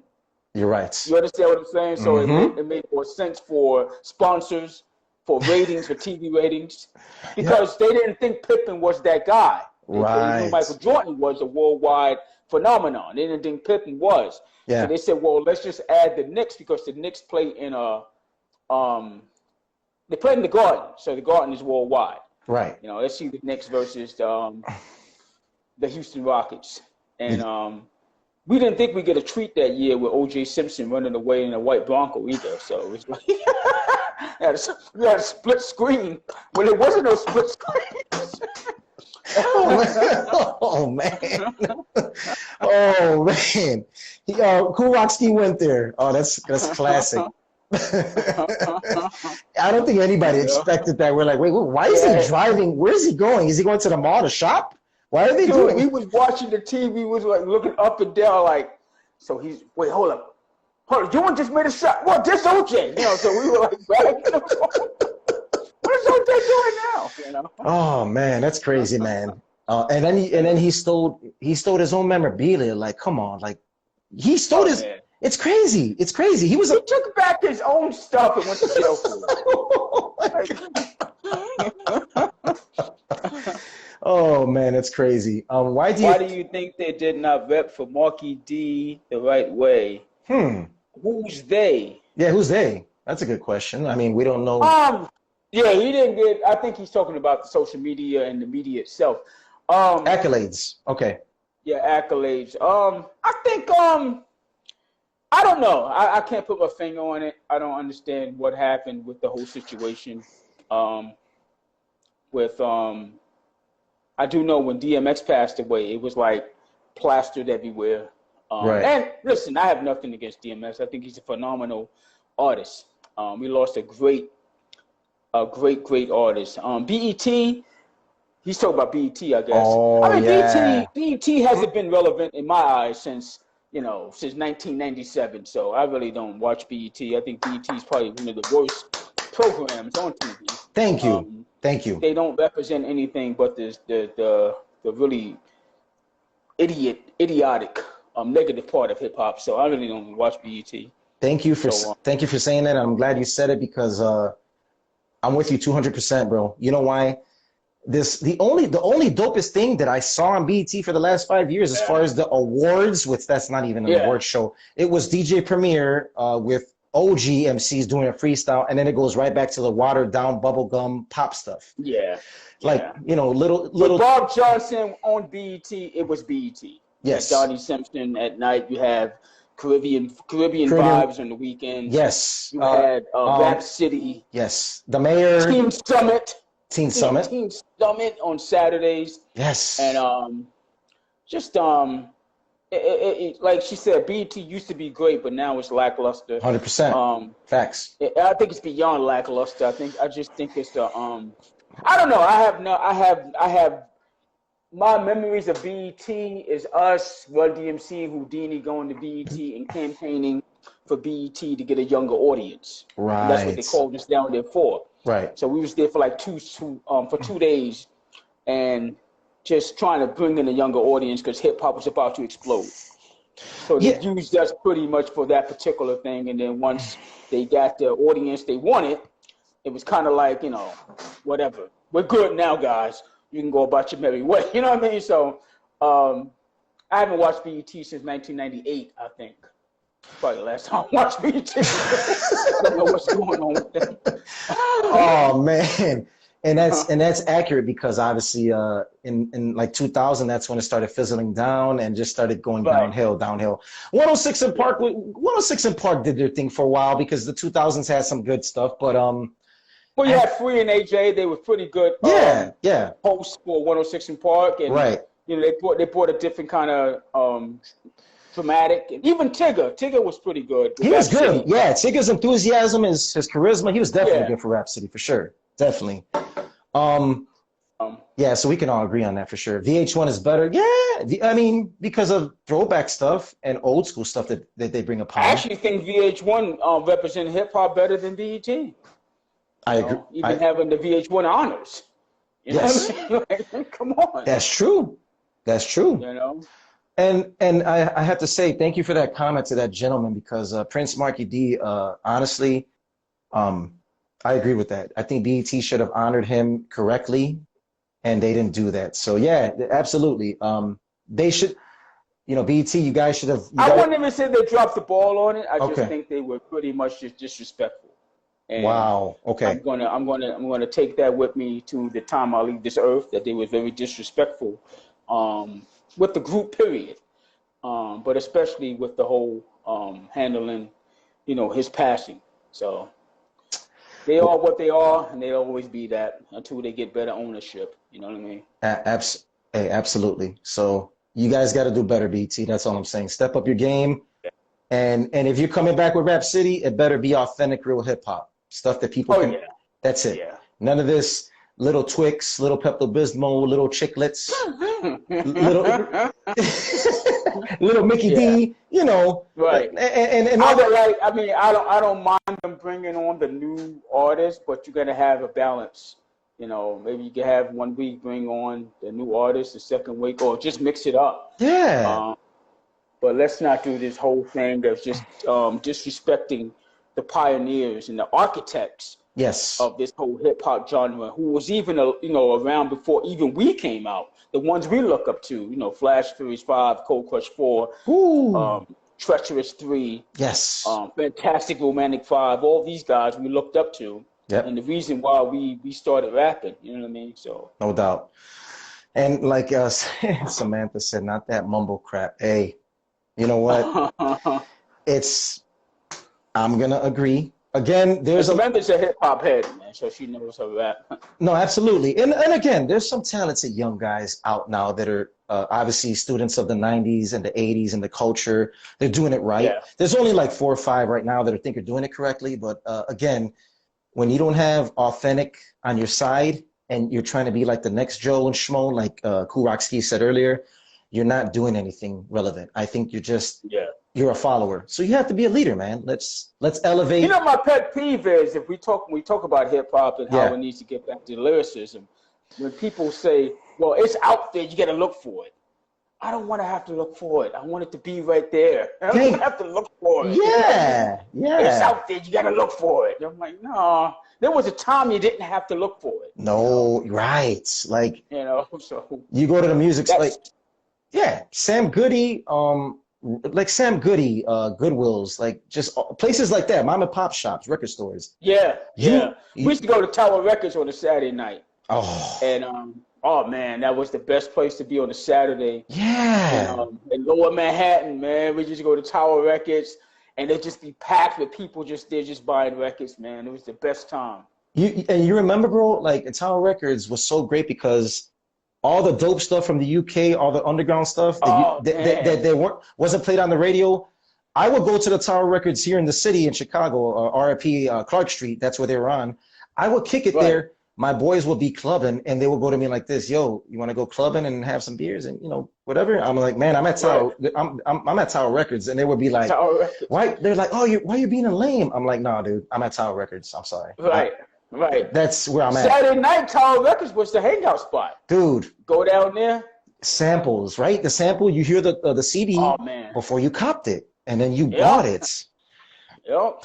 It doesn't get any better than that. So RIP Tower Records in New York, also in Chicago, LA also. And Japan is the only Tower Records that's open, factually. Oh, they still open? Yeah, in Japan, man. Japan. Wow. Yeah, so. Japan's pretty much showing us how to keep the music alive, isn't it? Yes, they are. I mean, look at K-pop. K-pop is bringing back boy bands. Yes. I mean, what the heck? I know. They're showing us how it should be done. Yes. Yeah, who's my niece? Shout out to my niece Layla. She just turned 16. She loves the K-pop, the cats. They're Korean. They're huge in the U.S. Right. You know what I'm talking about. I forgot their damn names, but they're huge. Yeah, I've seen them before. BTS. Yeah. That's what they're called. Yeah. Michael Jackson inspired. Obviously, pop. Just it's cool, man. Like these young cats are bringing it back. As far as that category, bringing it back, man. And it's crazy that America is not.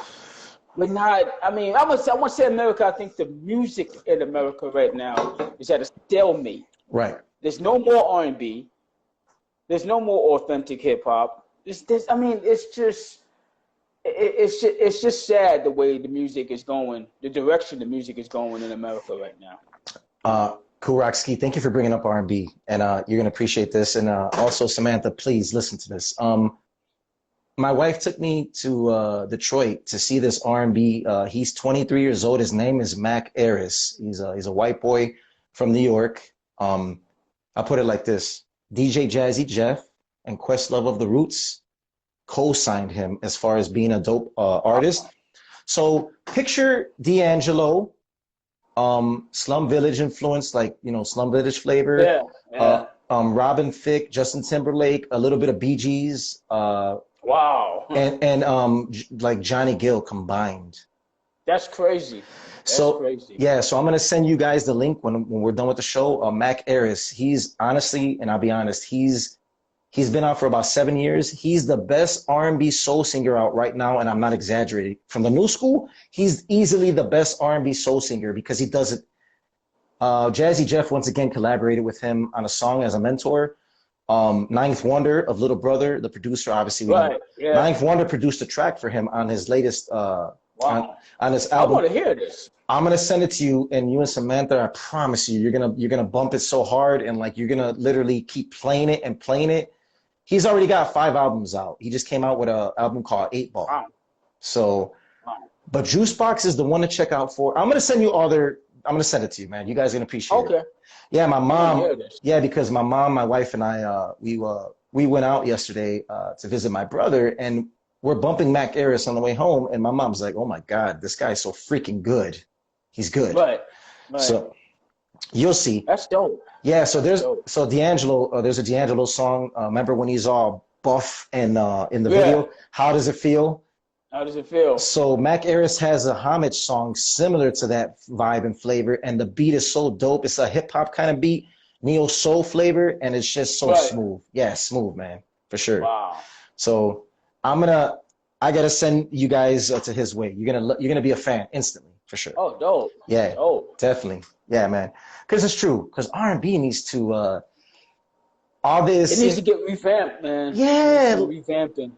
Yeah, because and then Dono, because I am an R&B head as well. So Dono, is Dono Jones, R&B singer Case, and I'm forgetting the third guy. They're making Dave Hollister of Blackstreet. Dave Hollister, yeah, I've seen that. He's from Chicago. Yeah. So they're making a super group, and I'm looking forward to that because they're gonna bring back that '90s smooth R&B, like you know what I mean, that feel good stuff. Yeah. So, but yeah, so I'm gonna send you guys Mac Aris's albums, but the first song I'm gonna send you, it's a '90s. I put it like this: you're gonna think that you're in 1997 hearing this song. It's called it's called Walking Home, and it totally has a '90s flavor of R&B. And that's when R&B was just out of control with good music. Dude, out of control. It was rivaling 70s R&B. The way it was coming out with different artists. Yes. Dope. And then people are chiming in. I love Brian McKnight. Oh, another smooth guy. Yeah, another smooth dude. I gotta do an R&B mix and match. That'll be very cool too, because I know a lot of people would have a dope list of customized groups and So we'll definitely get into all of this once opportunity presents itself. Well, you can tell R&B. But before we get off that subject, you see the verses with Isley Brothers, Earth, Wind and Fire, and Isley Brothers. It was the highest rated ever. Yes. So that's how people really, really want that R&B flavor back. Yes. Yep. And by the way, my neighbor Carlos said John B. Oh, John B is another legend. Phenomenal, smooth. John B. Yeah, he's smooth. Yeah. Robin Thicke, John B. Remy Shand. There's so many dope ones. Yeah. But yeah, Mac Aris, like I said, he's definitely carrying the torch for John B. and all the Caucasian R&B singers that are so dope, for sure. I'm gonna hear this. I promise you, man. You guys are not gonna regret it, and you're gonna be like, damn, he's super ill. Like he's that ill. That's crazy. Yeah. All right. So as we wind down, so Kool Rock-Ski could get some rest, and his phone can rest as well. I'm at 9%. I know, right? I know. As we're winding down to this phenomenal episode of SlickBlast RapCast, this has been such a pleasure and a blessing to have you on. And we're from here on out, brother. We're family, and we're gonna stay connected from here on out, man. I'm gonna be supportive of your endeavors and everything that you do. Samantha's a great human being as well, and we'll stay connected, man. We'll stay connected. Definitely. Yeah. So it's again, man. When people post music on Instagram, I love it. It's great because you're bringing back memories. But always remember, if you are a supporter of this hip hop stuff, don't just post music on Instagram. Be proactive. Go on their websites. Look to see if they got a shirt, a hat, a slinky, a Nerf ball. Nerf ball. Support. A pair of tube stocks. Yeah. Exactly. Support. I love it. It's important to support, you're honestly support, man. Don't just casually post songs and enjoy it. Also support the actual artist directly. Just do that. Definitely. I stress that every time to everybody, because that's when that's when you're heavily embedded in the culture, and that's when that's when you know you love it. My mom, Kool Rock-Ski. So this is Elder Sensei from the Artifacts. He's a mentor of mine. He's like a big brother. We made a track together, and I would love for you to hear it, man. I would love for you to hear it. Samantha, she loved it. Right. We had L over for dinner, actually. My mom made Puerto Rican food for him, homemade, authentic Puerto Rican food. And my mom said she'll make Puerto Rican food for you if you ever come to the city and hang. Oh yeah. More than welcome, my brother. I'll give you a quick story. I was in go for it. I was in Chicago in 2011. Damn. Yeah, and we went to a cancer survivor kind of party they do for us. We were honorary members that come down, celebrities kind of thing. Yeah. And me and Mark and Mark's manager went down there. Yeah. And for breast cancer awareness. So anyway, you know, it gets kind of cold outside in Chicago, like around October. Oh yes. So when I landed, I had a hoodie on when I left New York. I said, you know, it's fall, you know, it's October. Right. I landed. I said, what the hell is this? Yo, dude, I'm like this with the hoodie, like bundled up, zipped up with the hoodie on. Yeah. So I get to the venue. It's like a little club we were in. Okay. And so I go outside for a little bit because it got really hot in there. Right. Stuffy and hot. You got stuffy and hot. You got all these women wanting to dance with you. Of course. Older women and everything, like, you know, all over you dancing. I'm like, I need a break. Let me get out of here for a minute. Right. So I went outside, and this guy's standing out there. And I said, hey, what's up, man? He said, hey, what's good, man? He said, yo, you mind if I ask you a question? I said, yeah, shoot. So I'm looking around like, okay, am I by myself? Like, what's going on? He goes, yo, you mind if I recite, Can You Feel It? I said, you want to recite the song, Can You Feel It? Yeah. He said, yeah, man, I'm a huge fan. I said, all right, go for it. Mind you, it's cold as heck outside. He recited every word to Can You Feel It, even the freaking ad-libs. Yeah. He did Buffy's part. He did my part. He did Mark's part. He did the ad-libs. And I'm standing there the whole time going, you got to be freaking kidding me. He finishes the song. After 2 hours. After 2 hours, he goes, hey, you mind if I do put up stickum for you? I said, you know what? Just go for it, you know. Why would you stop now? Man, this guy just put it up stickum at the top of his lungs. He's gonna put it up stickum. I'm like, what the hell? Dude, I was in the freaking. You were like this. You were like this, trembling. I was trembling. Listen to this guy put up stickum doing Buffy's part. He's doing the ad-libs. And he's doing like the last part of the ad-libs. I'm like, he's not missing the beat. He's not missing the lyric. He goes, you mind if I do Jailhouse? I said, you know what? Hold that, man. We're not doing jail. We're not doing no more freaking songs. I said, we're having an after party. They're having an after party at some club. I forgot the name of it. Okay. I said, come to the after party, just have some fun, man. Yeah, but I'm not standing the hell out here. Yeah, right. Yeah, that was funny as heck. Oh, man. And he came out of the shadows, like he came out of nowhere. I'm like, where the hell did you come from? Looking at the block, like, where the hell did you come from? He jumped from the bushes. He came out of the bushes. Yeah, right? What the heck? Oh, man, that's a classic story, man. I love it, man. That's beautiful. Yeah, October, it definitely starts getting brisk. That's a nice way to say cold, but like the iced tea, like Lipton's iced tea, it gets a little brisk out here. Yeah. But I wish it was like that out here. It doesn't get cold until like damn near November. So right. You know, yeah, summer likes to hang around out here. Definitely. But we have 4 seasons out here, and it's beautiful. I mean, all the seasons are nice, you know. I mean, snow is snow's a pain in the butt, shoveling it and driving through. Oh, I could imagine. You already know. You already know how that is. Yeah, man. Wow. Cool, man. All right, well, let's do this on a great note. This has been a phenomenal conversation with you, man. I feel like just the connection is genuine, and I love it, man. You're a good brother, man. And it's an honor, a blessing, and a privilege to have you on SlickBlast RapCast. This was definitely on my list. Now it's boom, check marked. Oh man, thanks for having me, man. This is a dope conversation. It's not even an interview; it's just a conversation. No, and that's what I mean. I try to tell other MCs that I reach out to, genuinely. I say, hey, man, this is always going to be a conversation before it's an interview. That's not what I'm here for. I'm here to pay homage and respect to the people I grew up listening to, and you guys deserve every bit of recognition and love that you guys should have and get. So thanks, man. I mean, if it's coming from people like yourself that knows the history of the Disco 3 Fat Boys, I respect that.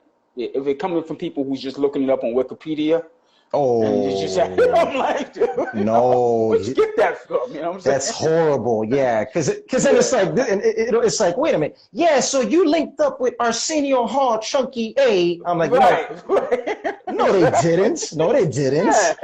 What are you talking about? One of you was in a hot air balloon in 1985. Excuse me? What? It wasn't me. Yeah, it's and again, man, in Puerto Rico, special moment for me. 7 years old in Puerto Rico. You were the Fat Boys. You were the first hip hop group that I had an ear to in my young 7-year-old years, playing outside on the bikes and going crazy. And I was a hyper child, as my mom said. She said I was crazy. But so my cousins in my Puerto mother called me crazy. and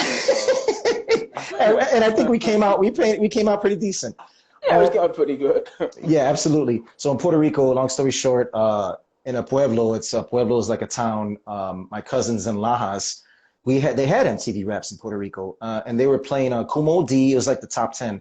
It was Fat Boys, Fat Boys U, Kumo D, Grandmaster, the Grandmaster Flash and the Furious Five. So hearing the Fat Boys, my aunt, she was like, and she was like, go get your arroz con gandules. And I'm like, what are you doing? Are you hyperventilating? And then I saw the video of you three charismatic individuals, and I fell in love, man. And then the love for hip hop grew for me, and then I naturally created my own liking and appreciation for the artists that I grew up listening to, and then from there, I just kept on with it, man. I kept on. So that's dope. Yeah, that's dope, man. Appreciate that. No, absolutely, man. It's a pleasure to have you on once again. You're a class act, and you're obviously a good brother. And the whole action figure junkies thing, I love that too. Welcome to the family as well. I love it. It's great. So yeah, like I said, nothing but sharing great links, pictures, and up to date hip hop stuff will keep you up to speed with everything. All right. Looking forward to it. Absolutely. And then what we'll do, like I said, I'm gonna send you the Mac Aris kid, the singer. I'll send it to you and Samantha so you guys could vibe out to him. Yeah, I want to check that out. Yeah, it's smooth, man. I promise you. You'll go to sleep like a baby hearing that dude sing. It's great. It's crazy. That's dope. Anything before we bounce out of this episode? Is there anybody special in your life that you want to shout out, or say just anybody that you want to shout out in your life right now that you want to shout out before we shout out to my sister Yvonne. She got over COVID, so she's good and she's in rehab. So shout out to her, keeping her in my prayers as much as possible. Shout out to the hip hop culture, that for the cats who are still doing it from the heart, and shout out to the family, shout out to Buff's family, to Mark's family, Miss Morales, his son Mark Jr. Yes. Shout out to Samantha Lavelle, publicist / friend. Acquaintance. People like that. So, all right. Moving forward, we're moving forward in our lives in different ways. Gotcha. But shout out to the people of New Orleans. Oh yes. Safety. Shout out, yeah, man. Shout out to the people of Haiti. Shout out to the people who are suffering not even suffering, people who are just going through it right now, this whole COVID situation. Yes. So, you know, we got a lot of obstacles to climb, you know, in this world right now. Yeah. It's going to be a lot of things going to really get tough for us. And I'm not trying to scare people. I'm just trying to say it's going to get tough for us. But we have God to lean on. Thank you. We have to, you know, we have to humble ourselves. And the only way you can humble yourself is to get on your knees and pray to God to enter your life and, you know, make things better. Wow. And guide you and help you. Wow. So that's beautiful. That's beautiful. I'm a man of God as well. And you know, I want to say Wolverine healing and blessings to your sister. I hope that she feels better, and I'm going to manifest that and declare that she will be better moving forward as you speak. Absolutely. And if we could do this real quick, man, because again, you guys mean a lot to me. You guys are special to me. This is not just music. You guys were a part of my life, and it means a lot to me. So for Buff's family and Prince Markie D's family, if we could just do a quick, you know, close your eyes for 10 seconds. I just want to do a prayer shout out to them and homage to you guys. So yes, sir. 10 seconds. I'm going to close my eyes. We could close our eyes. All right, starting now. All right.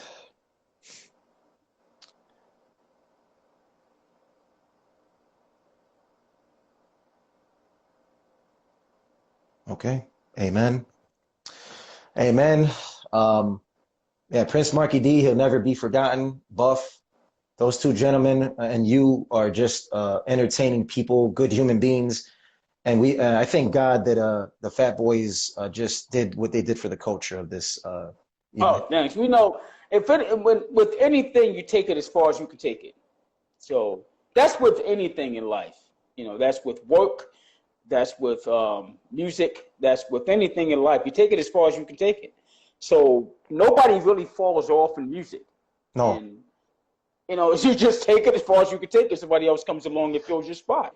That's all it is. That's just how it goes. And again, hip hop music. Here's the thing: music is timeless. It's funny when people say, "Oh, that song is old, nostalgic. Why are you bumping that? That's from 1996." I'm like, dude, music is timeless. Are you goofy? Are you goofy? Right. Like, no. Right.